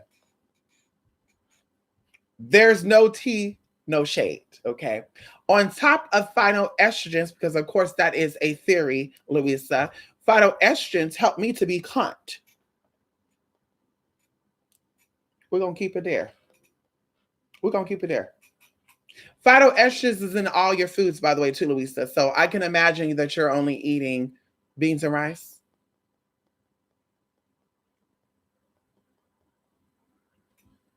Let's break down a list of known phytoestrogens before I go. You know, I like educating people, honey. You know, I like educating people, honey. Oh, and also there's another trans woman too. There's another trans woman out there in the South who's also very fishy as well, fishy. And she actually was on the same supplements that I'm telling you right now. And she looked very soft. So anyway, so let's get into this. Let's get into phytoestrogen foods, Louisa. So let's get into some phytoestrogen foods, also known as isoflavones, which is actually in a lot of proteins. and also soy milk and stuff. So it said that animal flesh is phytoestrogen. Oh my God. So Louisa, you must be vegan. Okay. It says that apples is phytoestrogen. Oh, you must not eat apples then. Okay. Okay. It says that let's see. Anise seed, baker's yeast, barley, beets, carrots, cherries, chickpeas, also known as garbanzo beans, which are high in phytoestrogens. And by the way, garbanzo beans are actually the best legumes that you can eat as an O blood type. You also have black eyed peas, which are high in phytoestrogens. That's why people who eat a lot of black eyed peas don't have a problem getting pregnant. Cucumbers, dairy foods, dates, eggs, eggplants, phenols. In fact, they got something called mother milk. Phenols increase that, okay, the production of breast milk. Flaxseeds, garlic, hops, oats, olive oil, olives, papaya, parsley, peas, peppers, palms, pomegranates, potatoes, pumpkin, red beans, rhubarb, rice, sesame seeds, soybean sprouts, soybeans, split peas, sunflower seeds, tomatoes, wheat, and yams. I also want to include that phytoestrogens also help to increase the risk or the development of progesterone. All the things I just mentioned right now, too, if you're trying to get pregnant, for you women out there that have infertility issues, consuming a lot of these foods, primarily yams, chickpeas, alfalfa, and motherfucking apples, okay, will increase your chance of getting pregnant, okay? It would also help, too, if you have any issues. Anyway, we'll keep it there. So once again, plant care, you do your research and you figure out what works good for you. Okay. I'm not advocating what you should take, but those are things I took to help with my issues. And I seen a doctor every 3 to 6 months when I was on hormones. Every 3 to 6 months, I went to a doctor to get my blood work done. And there was nothing wrong. So that's all I'm saying. That's all I'm saying, honey. Also, too, I noticed when I was on that stuff, because it stops the conversion of testosterone, and that's your enemy. What comes along with that, because I think women who suffer from high estrogen prone bodies, or what they call it, estrogen sensitivity, should stay away from the foods I just mentioned, because it actually increases estrogen levels. So phytoestrogens are just as powerful as taking estradiol. So that's why I'm like, you need to check your resources, Louisa. I know what I took. I know what worked for me. I had good results, no issues. I had elevated moods. I had elevated body temperatures. I was not doing this. Oh my God, I'm burning up. Woo, girl, please. So that's all I'm saying, honey. That's why I come on here, King of Sheba. Yes, honey. That's all I'm saying, Louisa. No shade, honey. Yes, honey, you need to do more meditations. Yes, honey, yes, you do. And see, that's where the spiritual side of you are going to come in at, because you're going to say, woo, people bug me. Let me spend time with myself. And it's going to come. So this is where it's going to really kick up for you. Yes, honey. Mm-hmm. Yes, honey, you sure do. Or try for yourself and see what you feel like, Louisa. Everybody has different body types. Everybody has different blood types. Everybody have different chromosomes. Everybody have different estrogen productions. Everybody have different testosterone productions. So when they do these studies, they're talking about certain type of people, just like diets. I can't become vegan. I try becoming vegan. I will lose weight, but I will gain my weight. I will plateau, or I will start gaining my weight back. So being an O blood type, I have to have it moderately. I got to still be able to eat my meats, but still consume my fruits and vegetables. So that's what I'm saying. Everybody cannot be vegan. Okay. It's not going to work. And if I cannot eat meats, I have to eat seafood. Okay. So everybody does not work without vegan. Oh, let me stop eating meat. Oh, it worked for me. Oh, I don't get sick no more. Girl, it's been almost 2 years since I've been sick. And I'm not vegan. Girl, I'm always eating carne asada, honey. Hello? Hello? So that's how I'm like, girl, you got to do what's good for you and determine how you feel. Okay. What does it make you feel like? 2 weeks, to 30 days, 14 to 30 days, you're going to feel the herbs kick in and see how it make you feel. If you don't like what it make you feel, stop taking it.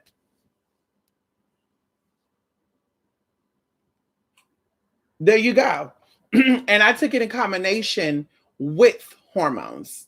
With them by themselves, I don't know what that does by itself. With in conjunction with hormones, I know what it does. By itself, I don't know what it does. Yeah, honey. Home growth, but only preserves home. Wait, what is that? Bone growth.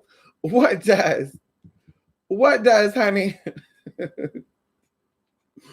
ah, well, the estrogen imbalance can actually preserve bone growth. Well, no, see, it actually weakens the bone. It actually weakens the bone. And actually, it's about elevation too. So when you're on hormones, you're actually trying to shift hormone levels. And that's where the problem's coming at. You're trying to lower the testosterone and increase the estrogen, which will happen anyway if you lower the testosterone. But with that, like I said, taking estrogen, because there's females out there that take Premarin and estradiol because they had a hysterectomy. Okay. Because, you know, the ovums produces the ovum produces progesterone, and estradiol is produced in another gland. It could be the ovums too and something else, the ovaries. It could be the oh shit, there you go. So ovaries produce estrogen and progesterone. And then I think that it comes from other parts of the body too, just like testosterone. Testosterone is in your liver and it's in your testicles and it's also in your bone. So this is why taking that increases your chance for bone loss. So on HRT, your bones become more fragile. Okay. And especially for trans, you know, men have thicker, heavier bones than females anyway. So when you're taking hormones, it weakens your bone mass. It makes it more, not smaller, but it makes it more passable. Let me stop. Listen, y'all. Listen, so why is she saying this? I don't know.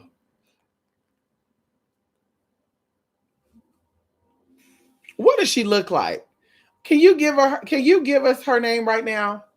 Larissa, normally I'm not into name drops. Can you give her a name really quick so we can see who she is? Who is this girl that's telling you stay away from black cohosh? And then I would like to know what doctor she's seeing. And is her doctor a trans doctor? She's going to a female doctor that just so happens is willing to prescribe hormones. You know, gynecologists, you know. Can you drop her name right now, Larissa?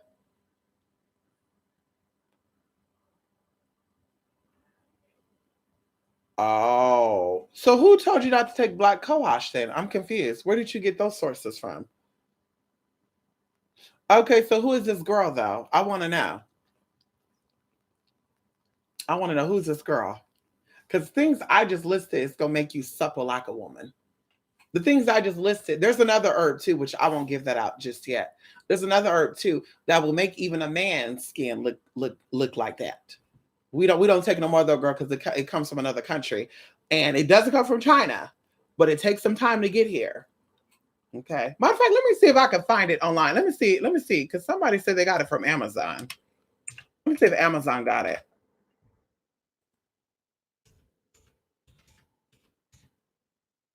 Oh my God. Oh my God, Amazon does got it. Wait. Oh my God, they do. Girl.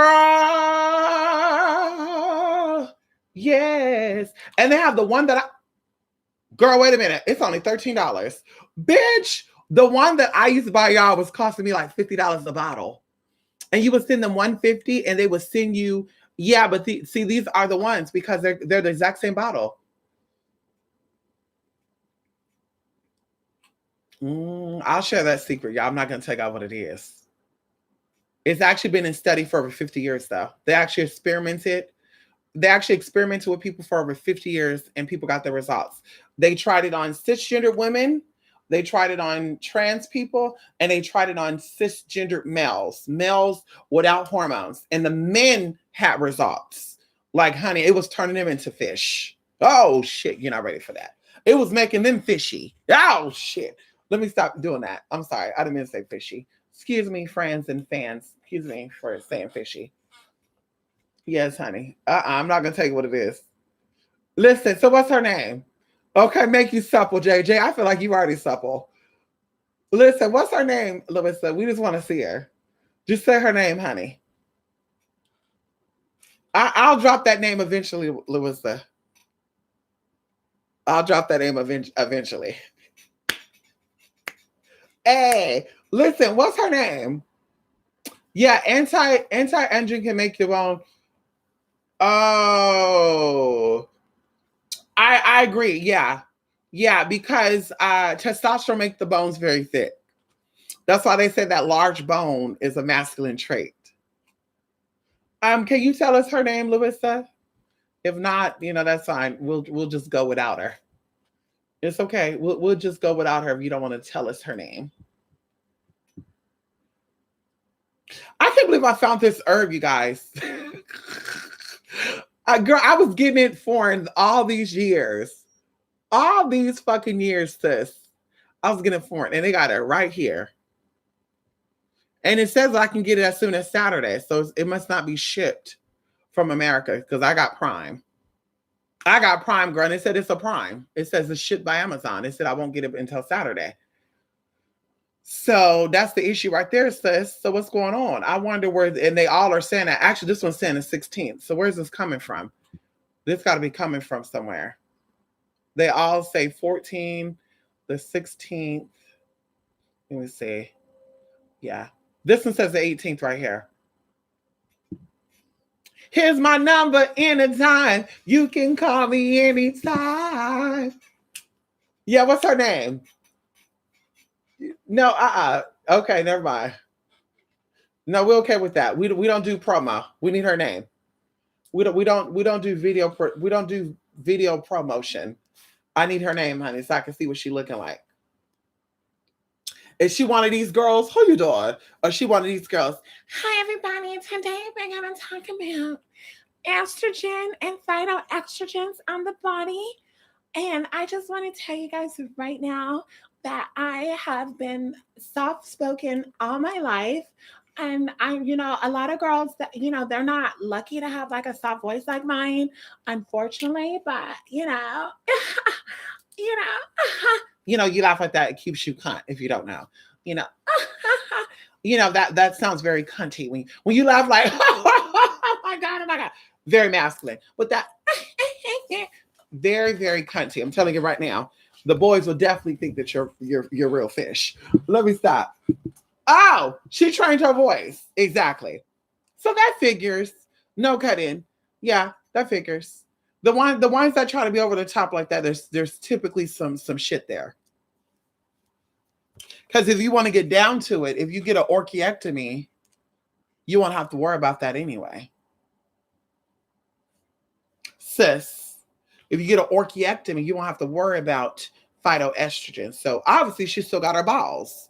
And so obviously it's still bugging her about what the fuck she's talking about. On top of that, her genetics is going to play a big role in that anyway. So I don't know why she's so concerned with that. If her mama look like a man, she gonna look like a man. And there's no cutting on that. If her mom looks very masculine, she's gonna look very masculine. And we have to accept that. If your mama's soft and your mama's soft and passable, then she's gonna be soft and passable, whether she's taking phytoestrogens or not. So like I said, I figured that that's the type of girl she was. Those are usually the ones that got all these weird ass videos like that. Oh, I take my injections every 2 weeks. Girl, that's gonna get you that's gonna get you clocked before anything else, because they're probably looking at you like, why is this bitch 6'2" talking like that? Like, no cut-ins, you're not gonna be 6'2" with a soft voice like that. Even 6'2" women have a little bit of a raspy voice, girl. You're not gonna be 6'2". Hi everybody. My name is Marissa, and I Girl, no tea, no shade. Girl, look at Nikki Tutorial. She's 6'2", girl, post-op. That's what they say. I don't know, allegedly. I don't know. I'm not too sure. But look at her. She has a soft voice, but it's still there, honey. And that's how, like I said, I got cousins that are 6'2", 6'3", 6'4", and that voice is raspy as hell. Listen to them, girl. Tell me right now. Ain't nobody doing that, girl. But the girls who think that they fooling people. Oh, that's trans. This girl that work at Ulta Beauty, girl. I don't know. Maybe she suffered from heroism, but she's that way, girl. She's like, "Hi, would you like? What are you here for? You're here for some little." And I'm like, "Girl, mama, if you didn't do that, you'll be more possible, mama. Stop it, ma'am. You know that's not cute, girl. That's not passable. That doesn't make you passable, girl. That makes you clockable. Stop doing that, girl. She do that for real. I kid you not. It's brushes and so. Oh, you're looking for Juvia's place. So.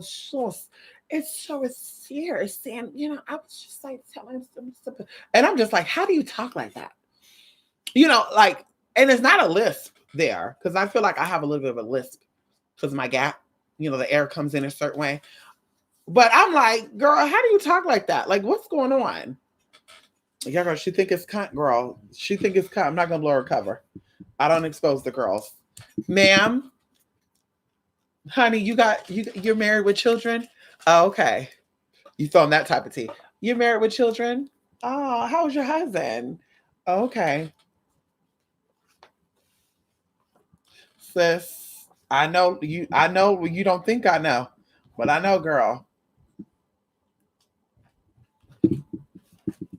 Anyway, come on in here, Louisa. I know that side. I feel like Nikki has a voice for opera. She does. Yes, she does. Come on in here. Yes, I'm a preacher for my mom. My brother and dad are very bricky, no shade. Okay. Hello. Well, my dad looked kind of feminine anyway. And then my mom, so I look like my mom and my dad, but I think I look mostly like my mom. And yeah, I think my mom looks androgynous. I think my mom's a woman, but I think she looks androgynous. I look like my mom. There's a picture of my mom when she was in high school, and people are like, "Girl, flashback." Kid you not? Just like her eyes are not as almond shaped as mine, but they're there. Yeah, they're there, honey. They're very much there. She has very bright eyes like this. Her eyes are like this. Very bright eyes, orange color, orange brown, like a sunrise color, very orange brownie. And they're like this. My eyes are like this. So, girl, even without lashes on, girl, they're that way. They're down, girl. People think I'm tired. That's how I look, girl. That's how I look, mama. I have eyes like that. I can't help that. That's how I get the men, girl. I have eyes like that. That's how I get the boys. You know what I mean? You giving those eyes like that?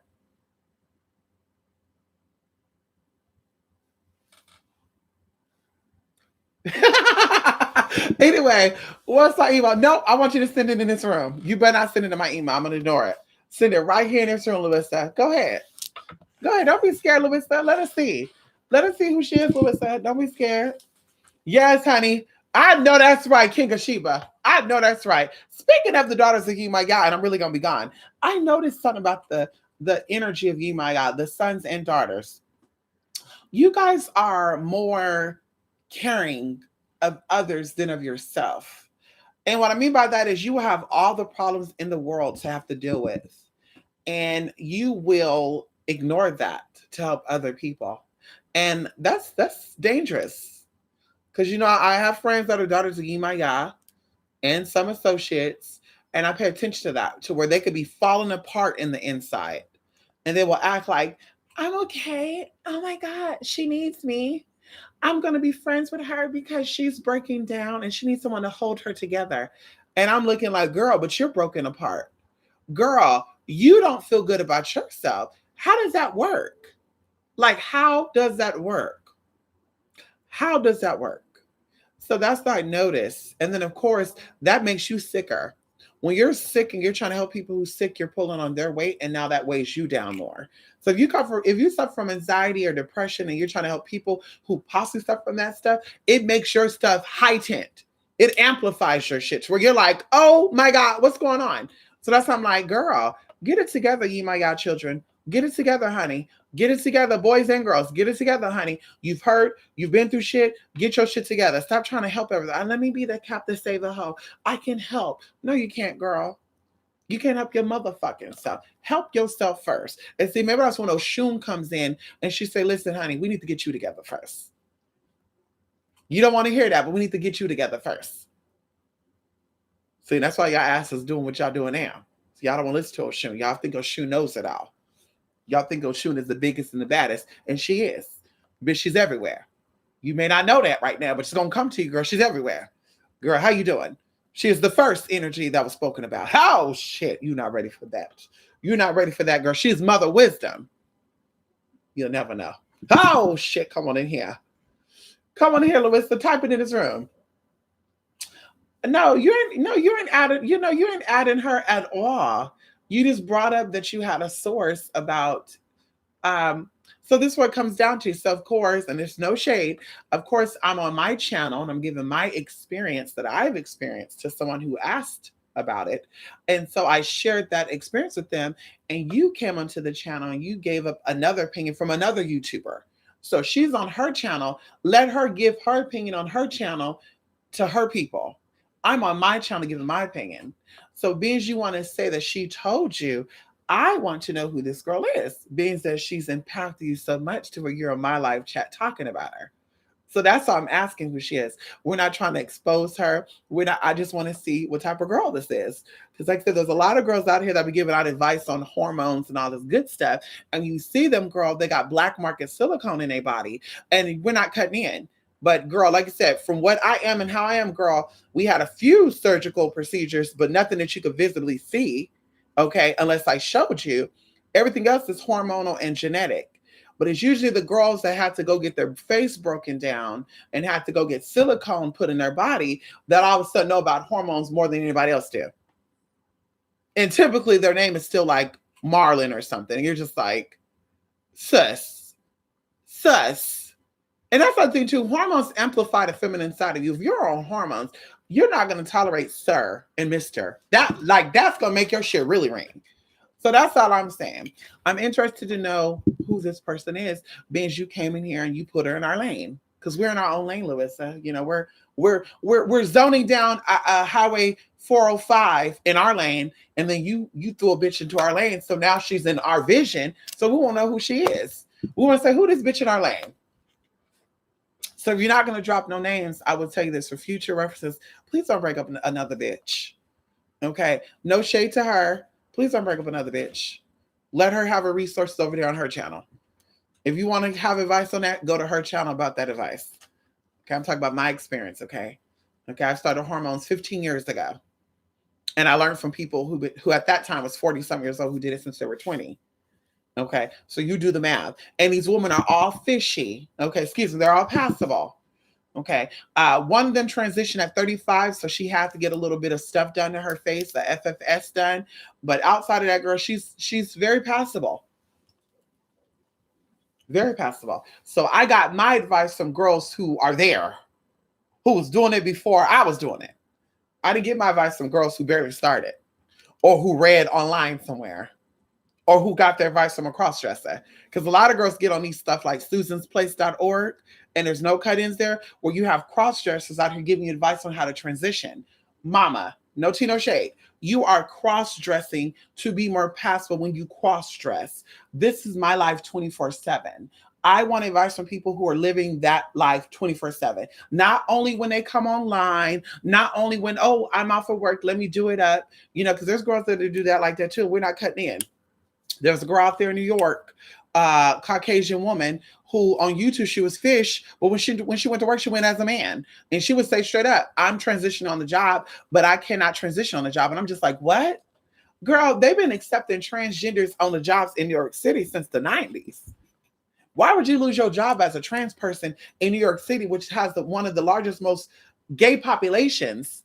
Like, that don't sound right. So, mama, I'm going to tell you this right now. You're playing a role. That's what you're doing. And let me get on YouTube to escape. And that's fine. But bitch, like I said, I'm not getting advice from your ass, girl. I'm getting it from somebody who's living this 24/7. Daytime, nighttime, morning, noon, and night. Whether she got dick or she don't get dick. Whether she got friends or don't get friends. Bitch, this is not a show. This is who you are. Bitch. Okay. No tea, no shade. I ain't checking that mail. Nope, I ain't checking that mail, honey. I'll pass, Louisa. Thank you so much, Melissa. Louisa. It's okay, honey. Listen, you guys, thank you much. Thank you all for stopping by here so much. Thank you so much. Come on here, Queenie Plant. Some of these two girls are so funny. One girl had a boyfriend and turned him out and made a video with him, and now he claims he should not conform me, wicked everything. Ah, see that right there? The sad truth of it all, Plant Care, is a lot of these community trade trans likers or admirers actually want to be trans themselves. In my opinion, Azariah is one of those people, and there's no cut in on that. In my opinion, Azariah is one of those people. Azariah was one of the girls who liked the girls. She liked all the girls, and now all of a sudden she's trans. She's intersex. She's a girl too. At 28 years old, she came up with that epiphany. Anyway, so like I said, I think there's a lot of girls who liked girls and they became girls through liking girls. And that's another reason too why I'm not interested in that whole turning out shit. And also that goes into a lot of stuff too about self-hate. I think if a man is not into you and you're forcing that onto him by not telling him you're trans, and then once you tell him that you're trans and you're upset because he's not accepting it, this is where we have the problem, where there's people attacking people. And that even goes into trans girls getting attacked by other trans girls. I told y'all, there's girls out there right now that got beat up and attacked and almost dead by other trans women or so-called trans women because they felt like they were having their money taken away. And I'm just like, that's not feminine. That's masculine. Males are competitive. Women are not. So I'm like, that's a very masculine trait. So like I said, that's what's going on too. Like you have a lot of men that are still gay, identify as being gay, but they want to dress as females, putting confusion out there. And that's what you see. And that's what you got going on now. Oh, I'm going to show you how to do. Girl, you can show me a motherfucking thing. Okay? Because this is not you 24/7. I can see it. I can feel it. Girl, this is your chance to party and to get dolled up. No tea, no shade. Once again, girl, this is my life. No drugs, no alcohol. I'm trans 24/7, 7 days a week. I am who I am. What you see, bitch, is what you get. Not always with makeup on, not always with wigs on, but bitch, I'm still who I am without that. That doesn't make you a woman. Okay. At the end of the day, girl, the ID is still there. At the end of the day, the credit report is still there. At the end of the day, girl, the social security number is still attached to the name is still there. And that's what's important. And that's what it's about. So like I said, for some people, it's the game. It's I got to get it through this way. I got to be valid. And like I said, I understand that because me being a femdom, I had cross-dressing clients. I had clients who loved that. They went to work as a man. They came home. They got dolled up. They want to be sissified. They love you to talk about how beautiful theirs. Hey, Sophia. Oh, girl, you're looking fabulous. Put those press-on nails on. They love that. They'll sit there, girl. They'll be more glammed up than your ass. And you're like, damn, girl, I need to step my pussy up. I'm a transsexual woman. And girl, you dolled your ass up, girl. You part-timing. See that right there? So it's like, damn, that's their way of just expressing, oh my God. Oh, this is what I feel. Ooh. And they got excited off of it, honey. They loved it. So that's all I'm saying, girl. There's a lot of transvestites out there posing as transsexuals. I was once gay. You're a transvestite, girl. My gay mind. You're a transvestite. I was a man who emulated my mother, and now I'm a woman. You're a transvestite, girl. It's nothing wrong with that. There's nothing wrong with that, sis. At all. Yes, honey. Yeah, come on in. I know that's right. Yes, honey. Yes, honey. I know that's right. TV and CD are all different. TG is an umbrella. TS is a category. CD is a category. Transvestite is a category. I think under transvestism could also be drag queen too. So I'm thinking that maybe transvestism is a subcategory. Because there's girls that are not drag queen, but they're playing drag 24/7. But they're not on hormones. They don't really feel like a woman. That's transvestism to me. If you dress as a woman, live as a woman 24/7, but yet you identify as a female, you identify as a male still, that's transvestism. But yeah, like I said, there's just a lot of tea out there. I keep my circle small. I don't got to worry about that. I don't do the events. I don't got to worry about that, girl. If you tell somebody about what the tea is, you're attacking them. So I'm just going to keep it here. Going back into Africa, going back into ancient Egypt, going back to ancient Europe, honey, you had men who dressed as women that only chose to identify as women. They was not being okay being called a boy, even if they were two-spirited. They were not okay being called sir and man and brother. But now, bitch, it's partially and partially out. Oh, you can still call me sir. I don't care. You can call me gay. You still call me Marcus. You can still call me him. I'm okay with that. Or better yet, you call me them, they, and there. Okay, now we're going into DID. And that's okay too. But now if you have DID, that puts you in a whole nother category. So not all trans suffer from DID. When that whole them, they, and there, you're speaking of different personalities within you. Sometimes I feel like a man. Sometimes I feel like a woman. Sometimes I feel like a white woman. Sometimes I feel like a black man. Sometimes I feel like a white man. Sometimes, yeah. So now we're talking about DID. And that's a whole other category.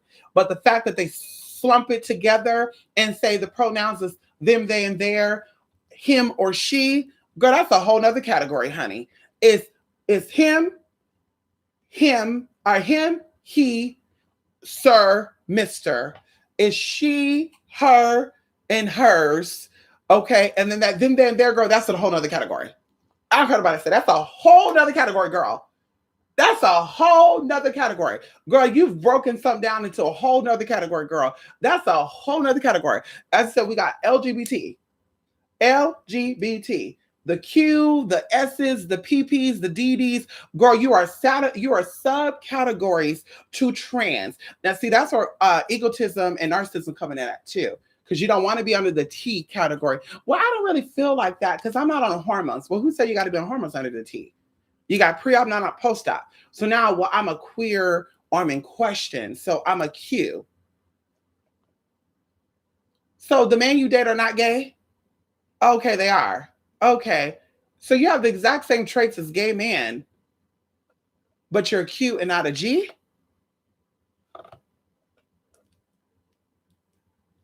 What? No, ma'am. Confusion, girl. Get it together. Learn who you are, love who you are, accept who you are, bitch, and keep it moving. That's it.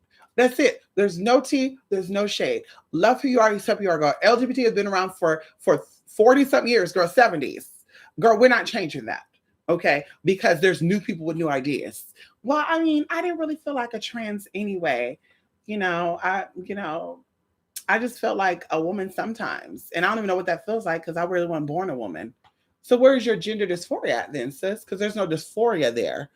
You know what I mean? There's no dysphoria there, sis. So where is your dysphoria? Where are you detaching from? Are you detaching from the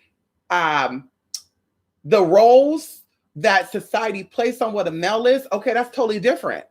Gay males don't even fit that role of what a male is. Most of them don't, but they're still considered gay. So that's why I'm like, where is that shit coming from? It's to throw off some shit. That's where it's coming from. Because now in that them, they, and there, now they're bringing out men who feel like little girls and little boys who want to play with little boys and little girls, which yet y'all keep forgetting that too. And I'm going to always talk about that because I'm against that. Okay. There's a document out there and I would tell y'all about it and I would continue to talk about it before them, they, and there came out, before they came out with the androgynous queen, femme, non-binary, all the other shit they came out with. You had a guy getting on camera with tattoos all over his body. Bitch, he had on a wig or his hair was slicked back. Can't remember. He had on these pearl earrings. Yes. Well, I have something a little different. I am a little girl named Susie. And, I don't feel like a grown-up. There's a little girl in me and I want to play with little girls. And I was so heartbroken because I knocked on my neighbor's door and they had a little girl there and I knocked and I said, "Can I play with your daughter?" And I was so upset. And girl, they paused the camera. It was on YouTube, y'all, Facebook. They paused the camera. He got a tissue. I was so upset because they did not let me play with their daughter. And no one understands this. And I'm just like, girl, really? And then all of a sudden after that, y'all, them, there, and there came about. All of a sudden, girl, there's 17 gender pronouns. And I said, see that shit right there? They're trying to make a way into your house so that it's okay for a grown man to feel like a little boy or little girl to want to play with your little boy and your little girl. Because they've been doing that shit. That's why you got all these allegations coming out. Not just gay people. But that's why you got all these allegations coming out of fucking, what do you call that? Boy Scouts of America being molested and shit. That whole, let me play with your son. See that shit right there? But see, nobody want to talk about that. It's, well, let's throw that under the rug. And let's sugarcoat that by adding on an extra alphabet. And now everybody think that all LGBT people are perverted. Now they think that we're all a part of that. Oh, bitch, you just doing that because you like to play with little people. Oh, all the people like you like to mess with little people. What? I'm not even into grown men who look like little boys. If you look like a little boy, you sound like a little boy, bitch. We're not. No thanks. I don't care if you're a fully grown man. I don't care, bitch. Well, I'm grown. That's good for you, but you look like a little boy, and that's where I cannot connect with you at. I'm not excited about that. I like grown men. I'm attracted to grown, fully grown men. Fully grown men, honey. Fully grown. I want to say 18 years old, bitch. I'm saying possibly 25. Like really together type of men. So that's I'm like, I don't understand that. But of course, like I said, they want to take the public and they're going to play with your mind because you don't know about the documentary I just mentioned right now. You don't know about that guy that got arrested and they let him out. There was another guy too, a heavier set Caucasian man. He had his hair in pigtails. Said the same thing. I can't remember what they called it, but he said, I feel like a little girl. And now I met men that felt like little boys. Being a dom, I've had clients like that were grown men that felt like little boys and they like to do little boy stuff like play video games. They call it Peter Pan syndrome. But I've never met in person a man who feels like a woman, who dressed like a woman, who want to play with little girls and little boys. That's a little deep right there. There's some real shit going on there, sis. And I can't connect with you on that. We're not in the same category. We're not in the same group. We're not in that. Girl, you're in a whole nother tea. Okay, maybe it's heterosexual, homosexual, transgender, and then others. Maybe that's what we should call that category. But there's nothing cute about that. But like I said, they don't want to talk about that, girl. And when I find the documentary link, bitch, I'm gonna check out the name of that documentary, bitch. I'm gonna be searching for that shit. Mark my word, girl. 2 documentaries, y'all. Wait for me to give you that link. And that's what it's coming into. Let's accept that. But let's accept grown men playing with little kids.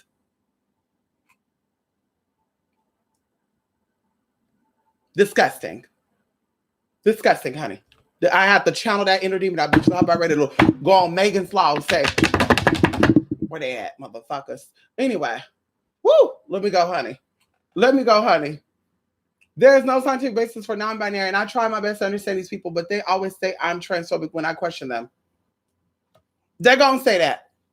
It's like, hell, girl, before the 80s, what you think you identified as? What would you would have been before the 80s? Or excuse me, before 2017?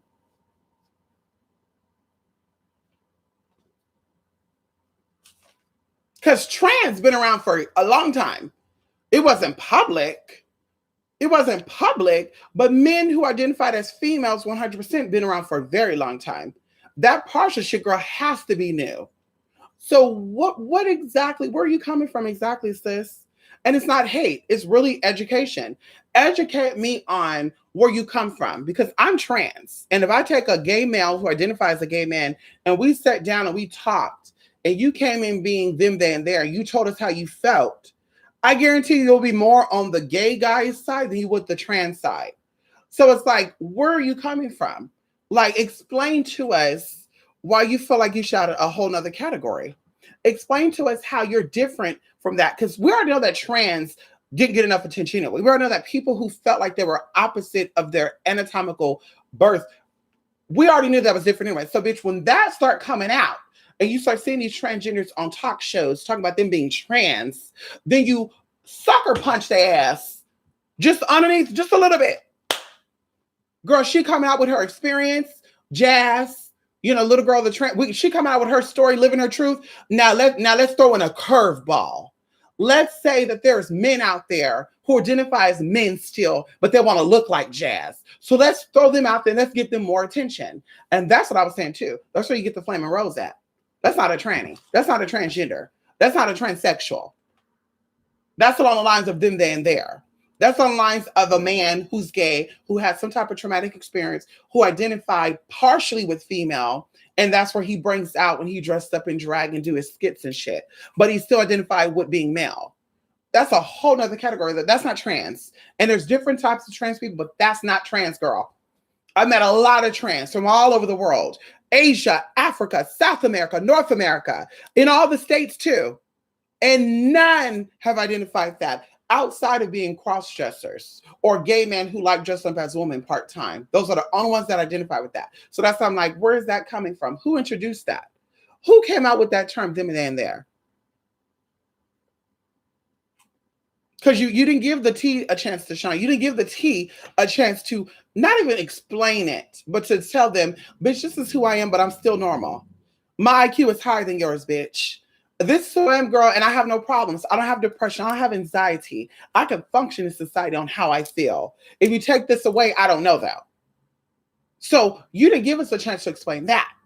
But all of a sudden, girl, you got him, she, we, them, then, there. You got motherfuckers that are like that doing radio interviews and shit. Like the girl over there in New York, girl, I think her name was Dakota. We gonna name drop. Yeah, we gonna name drop, girl. Full bearded mustache, honey. Look like he loved BBC, honey. He's a fan of Black D, girl. You could just tell, girl. You could just tell a flaming bottom, honey. Ain't nothing wrong with that. Full face of hair, nails, makeup on. Talk about, well, I don't really identify with her or him. Right here on live news. Like, get the fuck out of here, girl. Girl, I need you to have several seats. What happened is you probably was a part of the G, those gay boys. You probably on Grindr getting all the tea. And the gay boys was like, ooh. So you said, oh my God, let me be a little soft. Because, a lot of these men, especially these BBCs out here, we're going to keep it real. A lot of these BBCs like them a cross-dressing bottom, especially if he's Caucasian. Oh shit. And so you said, you know what? You know what? The gays don't want me. I'm gonna, I'm a cross-dress. I'm a cross-dress. I want to still acknowledge that I'm a man though. Let me keep my beard and mustache. But I'm a cross-dress. And I'm gonna be feminine and watch me pull the boys. And you did. And you only pulled the BBCs though. Because the white man's ain't dealing with that. Ain't no white businessman dealing with a woman like that, girl. No Tito Shade. Ain't no white businessman dealing with a woman like that, girl. Now, these men that have these fetishes, they will. You see them on Craigslist and shit, girl. See these type of stuff. I need a BBC to come over here and get me good. Yeah, they get hit up by them. But the white businessman ain't gonna fuck with you, girl. And I don't really think the Hispanic men ain't either. I don't think I'm gonna fuck with you either because they very picky too. So anyway, that's what the tea was. Bitch, so all of a sudden, bitch, well, I don't really identify with the gays because the gays really like me. I done fucked all of them on there. Or I was too big because, the gays are very picky on size. I was too chubby. They weren't a fan of me, but I was still getting the gangster deal, man. So I decided that I was going to transition to pull more of them. And they liked the look. They wanted me to dress up as a woman. Because even back in the day, y'all, back on Grindr shit, like 2014, you had gay boys saying, I'll throw on a wig and makeup for you. To the guys, and the guys would be like, ugh. So he probably said, let me go ahead and put on some, let me put on some makeup and shit to see what type of trade I'll pull. And he pulled that BBC girl, and it gave him life, girl. It gave him life, honey. He was like, yes, I'm getting a BBC, yes. So I'm saying, girl, that's his identity, girl. Wait until he get older. We're going to see if he's going to still keep up with that him, she, them, they, and there. What cracked me up too is when he tried to read the Botanicas down and shit. Talk about some girl, bye. If you don't sit your ass down, bitch. If you don't sit your bearded lady and Elton John ass down, girl, don't try me, girl. You playing in my face now, bitch. Don't you try it. Elton John and motherfucking the bearded lady. Girl, bye. Anyway, let me go. I gotta go. I gotta go, honey. I gotta go.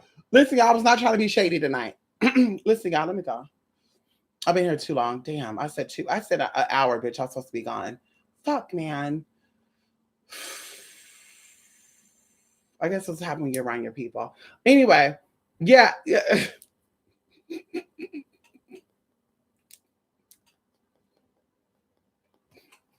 Something happened to those people. And that's really what's not funny about it. Something happened to those non-binary people. Something happened traumatically. And because our bodies and our mind want to protect ourselves, I had a traumatic experience. I didn't feel as a boy. I didn't yet feel as a girl neither. Something happened to me and I don't want to identify with neither one. So instead, I want to be here and I can't say I'm a no-name. I have to say I'm something. So instead of you calling me she and he, because I am that and everything, I am them, they, and there. So like that, I think that goes into DID, and that's not a diss or anything. I think that goes into DID, multi-personality disorder. There's something there that allows you to identify with multiple people, and you don't feel comfortable saying that I am he and she is me. Instead, it is Oh shit, I don't know. I'm he, I'm she, I'm we. Oh my God, I'm sometimes, oh shit. Sometimes I'm a man, sometimes I'm a woman, sometimes I'm turned on, sometimes I'm not. Oh my God, what's going on with me? And then all of a sudden, you may see a therapist, and the therapist say, listen, you're non-binary. Baby, don't worry about it. You're gender non-conforming.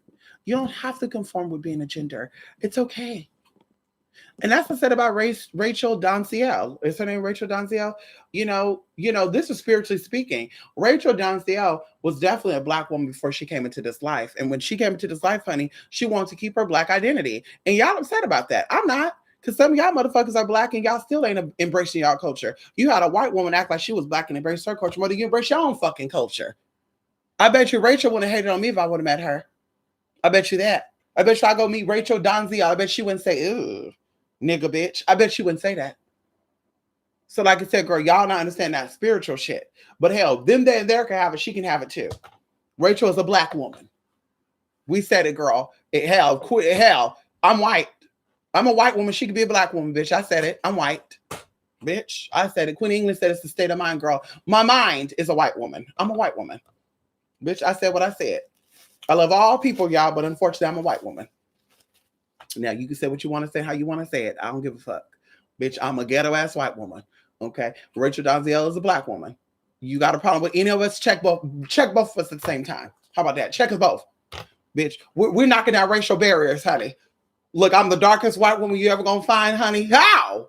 Come on in here. And she the lightest black woman you ever, well, before she got her. She can't be the lightest black woman. You're right about that. Fuck.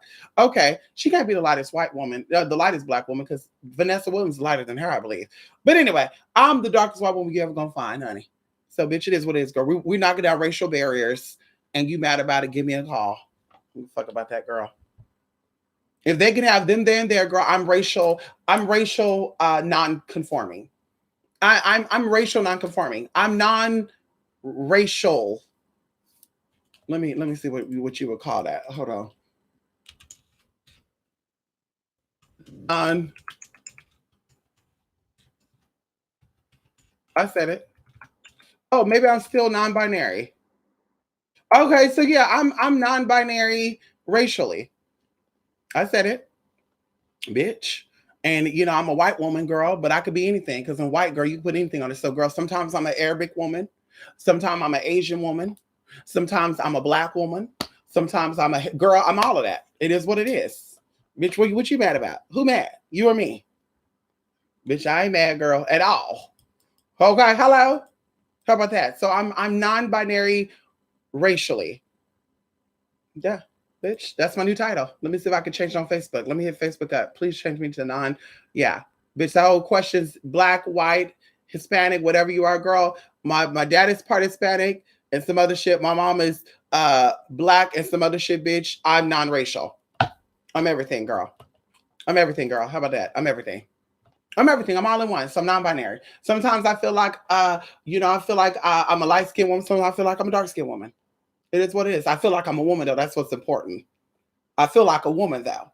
But sometimes I feel like I'm white. Sometimes I feel like, I feel like I'm Asian sometimes. Sometimes I want to only be with Asian men. And, I call myself emailing these men and saying, Asians need to stick with Asians. And they're looking at me like, well, bitch, you're not Asian, though. And, honey, I get my reality check. Like, bitch, yes, I am Asian. How dare you? Okay, I'm joking.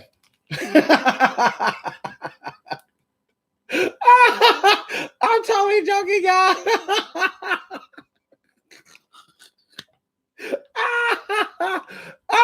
I'm multi-binary racial. There you go. Listen, well, see, I think it'll be non-binary too. I agree too, Joe. I think something happened to those people. Okay, multiracial. No, multiracial is not that because everybody's multiracial. I think I want to say non-racial profiling. I'm non-racial prophilic. No. I gotta think of a term. I want to hit up them with that word. I'm just what's your race? I'm human. How about that? If I had a baby with an H person, I bet you my baby look Asian. If I had a baby with a white man, I bet you my baby would come out looking all white. Bitch, try me if you want to. Who want to do a test? Who want to do a test on that? bitch. It's gonna all come out. Come on in here. Ow. The community a lot or people are traumatized and they go into dissociative. Yeah, yes. You're right, Joey. You're right. That's what I said. I'm not making fun of those people because it's a serious matter. It's a very serious matter. In the group of that LGBT, honey, in that whole situation, there's a lot of traumatization. And in that you find comfort. And of course, by you saying that I'm a male, I'm totally a man, right? But maybe some traumatic happened to you where someone was saying that you were a girl. So now you're like, oh my God, I feel like a man. I identify as a man, but sometimes I think I'm a woman. Oh my God, what am I? And then, like I said, people come out and say, girl, you don't have to pick. You could be anything. Okay, I'm non-conforming then. I'm whatever. You can call me sir, you can call me ma'am, whatever you want to call me, I'm okay with it. I'm just gay. Okay, well, you're definitely not trans then, sis.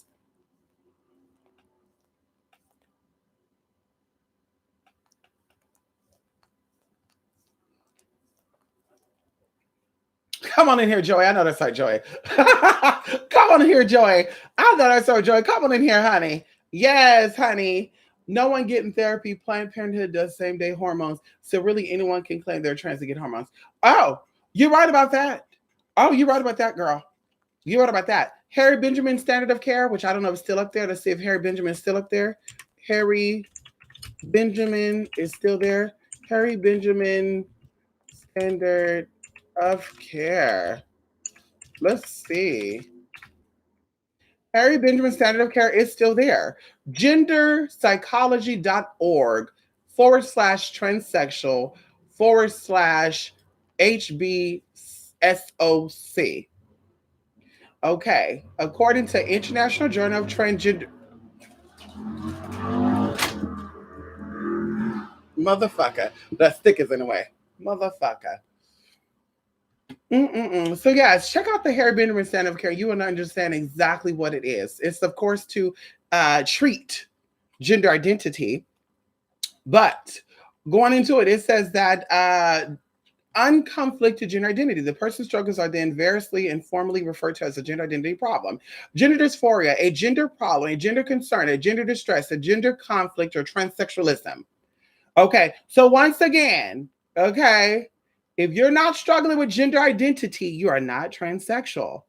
It says a gender problem, a gender concern, a gender distress, a gender conflict. So if you were born a male gender and you're still okay with being identified as that male gender, where is your gender dysphoria?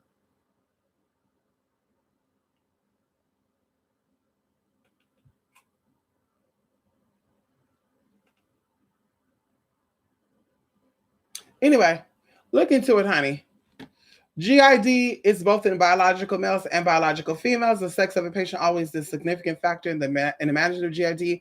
Clinicians need to separately consider the biological, social, psychological, and economic dilemmas of each sex. Patients, however, should follow the SOC. So, see, we talk about this. Social, psychological, and economic plays a big role in this. People like Flame Rowe were gay men who used that as a way to get dick. That's my personal opinion about that. I think that something traumatic happened to that individual. So that's the psychological factor of that. Hence why there's plastic surgery done under the table, not by a real doctor. And you have social too. Are you transitioning for other people? You're transitioning for yourself. So like I said, there's just a big deal on that. And a lot of people don't want to really get into it. Okay. But it also says that when gender identity disorders first came to the professional attention, clinical perspectives were largely focused on how to identify candidates for sexual reassignment surgery. As the field matured, professionals recognized that some persons with bona fide gender identity disorders, bona fide is certified, honey. Bona fide. See, you might have a gender disorder, but is it bona fide? Okay, come on in here. Neither desired nor were candidates for sexual reassignment surgery. Okay, so once again, some of the bona fide gender disordered individuals were in desire or were candidates for sexual reassignment. So I'll tell you right there, girl, not everybody with gender identity want to get an SRS, want to get sex changed. Please understand that. But everything else go into accountability of that, though. The earliest estimates of prevalence for transsexual results were 1 in 37,000 men and 1 in every 107,000 females. So that's what I always said before. Being a trans man is even rarer than being a trans woman. So when you find a trans man, girl, something possibly happened with that trans man. And it says that 1 in 37,000 males. So like I said, 1 every 37. So every 30,000 male suffer from some type of gender identity problem. So you live in a city with 400,000 people, girl, you do your math. How is it that you have a city with 400,000 people and 100,000 of them are transgenders? Girl, stop playing with yourself. The most recent prevalence information from the Netherlands for the transsexual end of the gender identity disorder spectrum is 1 in every 11,000 men. See, that gets into not getting no sun, no cut-ins. And 1 in 30,000 females. That gets into not getting no sun. 4 observations not yet firmly supported by systematic studies increase the likeliness of an even higher prevalence. Unrecognized gender problems are occasionally diagnosed when patients are seen with anxiety, depression, bipolar disorder, conduct disorder, substance abuse, dissociative identity disorders, borderline personality disorders, and other sexual disorders and intersex conditions. So once again, dissociative identity disorder could be categorized under the trans experience, but it does not make you transsexual. Them, then, there is definitely dissociative, and we're going to keep it there. Not transsexual. Them, they, in there. The ones who don't want to transition, because you're not over here transitioning, being called them, they, and there. That is non-hormonal, and that is, I want to still maintain my male's, whatever it is. We're not cutting in. Some non-patient male transvestites, some female impersonators, some transgender people, and male and female homosexuals may have a form of gender identity disorder. Once again, that's confirming it. Some male transvestites, some female impersonators, obviously that's why you want to put on women's clothing because ain't no man really doing that. Transgender people, male and female homosexuals may have some form of gender identity. Some form of gender identity disorder, but it is not gender dysphoric. Okay? Once again, do your research. The intensity of some person's gender identity disorder fluctuate below and above a clinical threshold.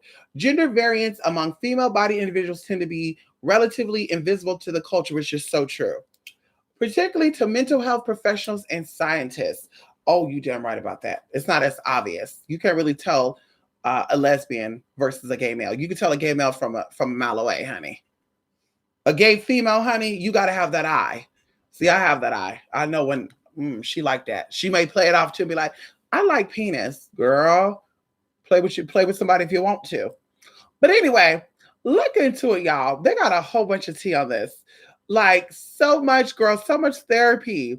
Let me get into development of nomenclature. The term transsexual emerged into professional and public usages in 1950s.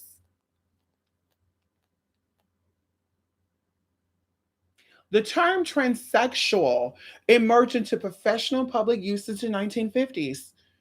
Some of y'all mamas weren't even born yet. Hell, most of you weren't even born yet. As a means of designating a person who expired or has actually lived in an anatomically contrary gender role, whether or not hormones had been administered or surgery had been performed. So the word transvestite and shit barely came out. During the 60s and the 70s, clinicians used the term true transsexual. The true transsexual was thought to be a person with a characteristic path of atypical gender identity development that predicted and improved life from a treatment sequence that culminated in genital surgery.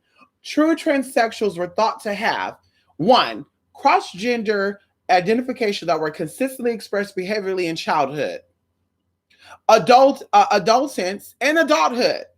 So once again, if you barely start having your feminine or your female identity as an adult, that transsexual shit may not be there. It says childhood, adolescence, and adolescence and adulthood. Minimum or no sexual arousal to cross-dressing. Girl, I'm a bad bitch. Look at me. I'm just the baddest bitch of them all. A lot of transgenders feel like that, girl. Are you really transsexual, sis? Because you get turned on by looking at yourself. That's called gynephilia, and no heterosexual interest relative to their anatomic sex. That means you're not interested in females. Okay, you're interested in men only. Okay. True transsexuals could be of either sex. True transsexual males were distinguished from males who arrived at the desire to change sex and gender via a reasonably masculine behavioral development pathway. See what I mean? That whole acting masculine behavioral wise speaks a lot about whether or not you're transsexual or you're some other shit. Now, this is the 60s and the 70s. So, of course, it gets into the new decoding in the 80s. Okay. Well, let's jump into that. The diagnosis of transsexual was introduced in the DSM 3, which is a medical book. If you do not know what that is, shout out to all my nurses out there. How y'all doing? In 1980, for gender dysphoric individuals who demonstrated at least 2 years of continuous interest in transforming the sex of their bodies and their social gender status. So, social gender status is having the need to be addressed as ma'am, Miss, Claudia, I'm her. That is social gender status. Others with gender dysphoria could be diagnosed as gender identity disorder of adolescence or adulthood. Non-transsexual type or gender identity disorder not otherwise specified, GIDNOS, or we say GIDNOS. These diagnostic terms are usually ignored by the media, which use the term transsexual for anybody who wanted to change his or her sex and gender. So once again, people are still going by this. I'm a transsexual, but yet you don't really want to you don't really want to be a woman. You're just giving off that look. I'm a transsexual. Girl, bye. Do your research, girl. In 1995, DSM-4 came out, 1994. Anyway, girl, this is some deep shit, y'all. Do your research. Maybe I can send this to the haters and people who really don't understand what this is. Maybe we can do it. Maybe we can do this. Better yet, let's get into this right now. Transsexualism, according to the ICD-10. That's a medical book, y'all. You can find it on Amazon, I'm sure.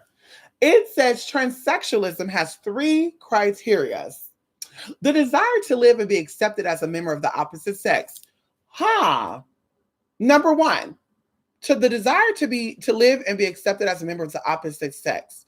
So that means that you're born a male, you want people to see and view as a female. Not sir, not nigga bitch, not half him, half her. You want to be seen as her. Usually a companion by wish to make his or her body as congruent as possible with the perverse sex through surgery and hormone therapy. So definitely hormones have to be there. The surgical stuff of getting, the sexual assignment below or above, that does have to be there, but the hormone therapy has to be there. 2, the transsexual identity has been present persistently for at least 2 years. 2 years. So going into number 1, have you identified with that for 2 years, at least 2 years of your life? And they're just saying at least 2 years. At least 2 years. But can anybody vouch that you used to fight with people for calling you a him? Okay. 3, the disorder is not a type of another mental disorder or a chromosomal abnormality. So now we're talking about intersexism. Okay. So let's get into it. You have something called dual role transvestism. Oh, now we're talking about Amanda and all these girls out here. Hey, girl, we talk about these girls out here. Dual role transvestism. It says the individual wear the opposite clothes of the individual wear clothes of the opposite sex in order to experience temporary membership in the opposite sex. So that means you're going to put on women's clothing just to temporarily have a membership in that opposite sex. There is no sexual motivation for cross-dressing. That's correct. You don't feel like you're cross-dressed. You're not turned on by being a woman. You just want to give off that look. The individual have no desire for a permanent change to the opposite sex. You damn right. You don't want to change your ID over to being female. You don't want to change your ID over to being the mark of being the F. You don't want to change your name to being female. You don't want people to see you as female. You okay with people calling you a sir. Dual role transvestism. That's F64.1. Gender identity of childhood, which is 64.2, has a separate criteria for girls and for boys. For girls, the individual shows persistent and intense distress about being a girl.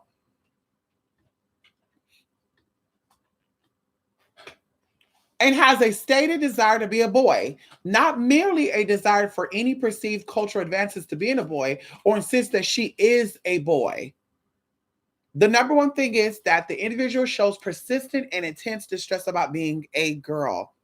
So this is where the dysphoria starts to kick in, where you're stressed out and you're just like, oh my God, don't call me a boy. Okay, that level.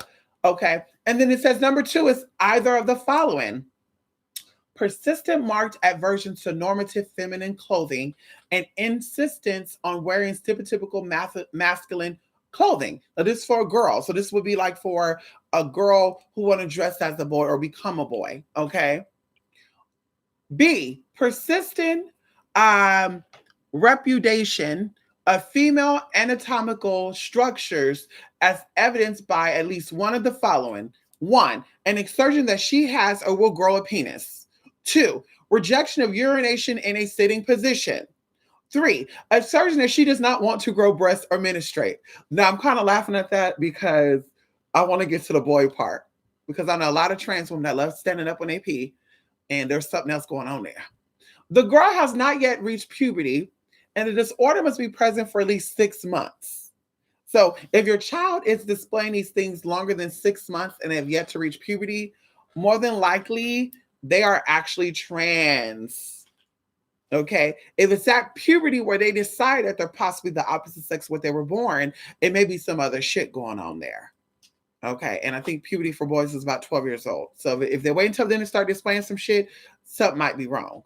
Okay. For boys, the individual shows persistent and intense distress about being a boy and has a desire to be a girl, or more rarely insists that he is a girl. Either of the following must be present for number two. A preoccupation with stereotypical female activities as shown by a preference for either cross-dressing or simulating female attire, or by an intense desire to participate in the games and pastime of girls, and rejections of stereotypical male toys, games, and activity. Now, some of these girls, like I said they play basketball. You don't have a gender identity, girl, so I doubt you have gender dysphoria. You were a football player in high school.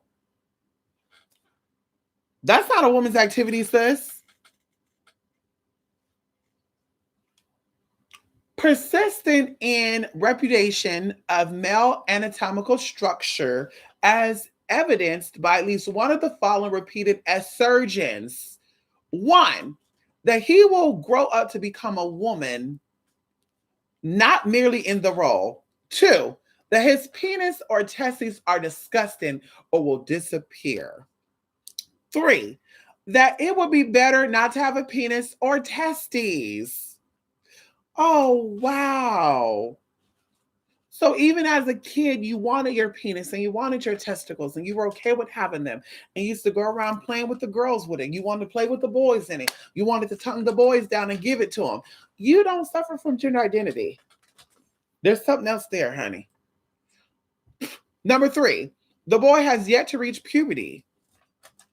So you transitioned at what? You decided that you were a woman at 40. There's something else going on there. The disorder must be present for at least 6 months. Now, we're going to go into other gender identity disorders, which are not added to or contributed to being a transsexual or transgender. This is probably where some of you gay boys are experiencing. Oh, we won't go into that. According to F64.8, okay, there's no specific criteria for that.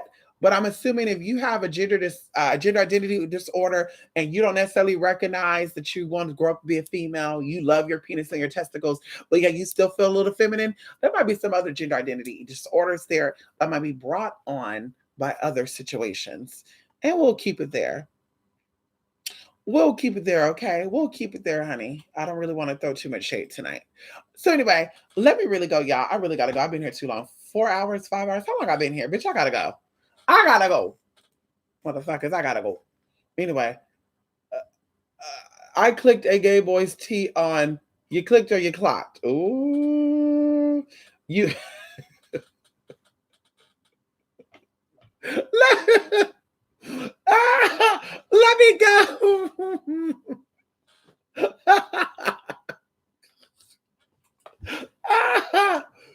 Oh, oh my God. What you mean you clocked his teeth out? Oh, see, look, I'm talking out my damn voice. Girl, I done talk my voice out. Girl, let me drink my throat shit. Hold on, give me one moment. Mm, mm, okay. Okay. Oh, kind feels better. There we go. Listen. Listen, I'm not cutting. I'm just saying what it is. Okay. I'm just saying what it is, honey. I'm not cutting. I don't cut in. That's not my cup of tea. You know, I might need to get my neck pulled up just a little bit. Girl, I'm kind of getting a double chin there, y'all. Ha! It's okay. Let me get a double chin, bitch. You mad? What you mad about, girl? Let me get that double chin. So, like, you knew he was gay? Or what do you mean you clocked his teeth? Oh, he was pretending to be a woman. Is he white?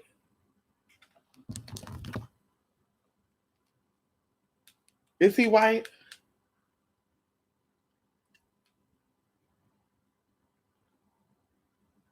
Is he white? Is he white, honey? I'm just curious. Is he a Caucasian man?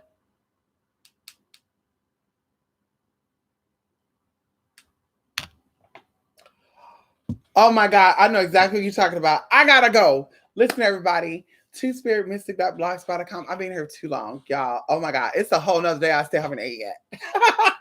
It's a whole nother day. I haven't ate yet. Matter of fact, let me see something really quick. I just want to see the shade of it all. Let me see. Let me click a little something really quickly. Oh. Oh. Oh. Oh. The shade of it all.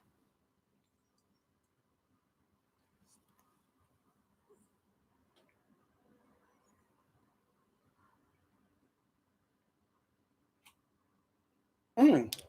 Anyway, I just want to check on some shady shit, honey, and I got my confirmation. Listen, y'all, let me go. Let me go. Y'all, let me go. I need to go get me something to eat. Yeah, I gotta go get something to eat, honey. Love and light, everybody. Thank you so much for stopping by here, honey. And I will be talking. And also, Jay, be on the lookout for that video that you'll be getting tomorrow, okay, Jay? Anyway, I hope you guys have a good day. Remember, I just woke up before I got on here, so bitch, you know I got all the tea. You gotta go outside. And he was telling went outside on the patio to pee. He gotta go outside and go pee pee. You gotta go pee pee pee pee pee. He gotta go really go pee pee. You gotta really go pee pee. I know it's okay. You pee peed outside already. Like you just like go outside and smell. Mm-hmm. Period. I know that's right. Like all this chat about dysphoria boosts my dysphoria by 100%. I know that's right, honey. Me being around people that playing it boosts my dysphoria even bigger. It make me say, honey, I'm nothing. You make me want to say, girl, I'm a unicorn. You know what I mean? When you see these girls, I'm a trans woman.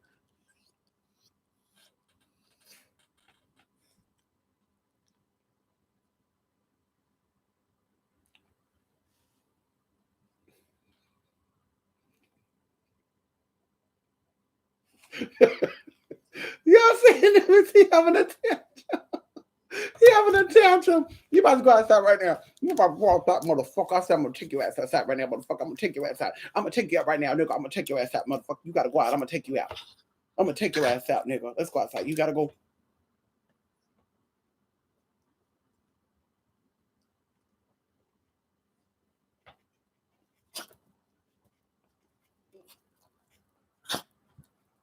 Anyway, love and light, everybody. Thanks for stopping by here, honey. I haven't been around that one since.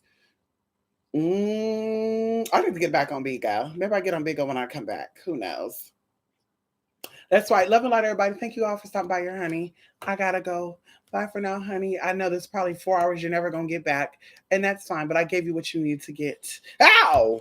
I gave you what you needed. I gave you your medicine for today. Oh, there's something else we come back for. We're coming back with as well, but not. It was gonna be today, but unfortunately, I woke up with something else on my mind. So, anywho, Yeah, like I said, for those who are in a little activation, be on the lookout for a little message you're going to be getting from me in a couple of hours. And like I said, I'm going to go out and get my tea and come. Mwah. Come on in here. You don't know who that was.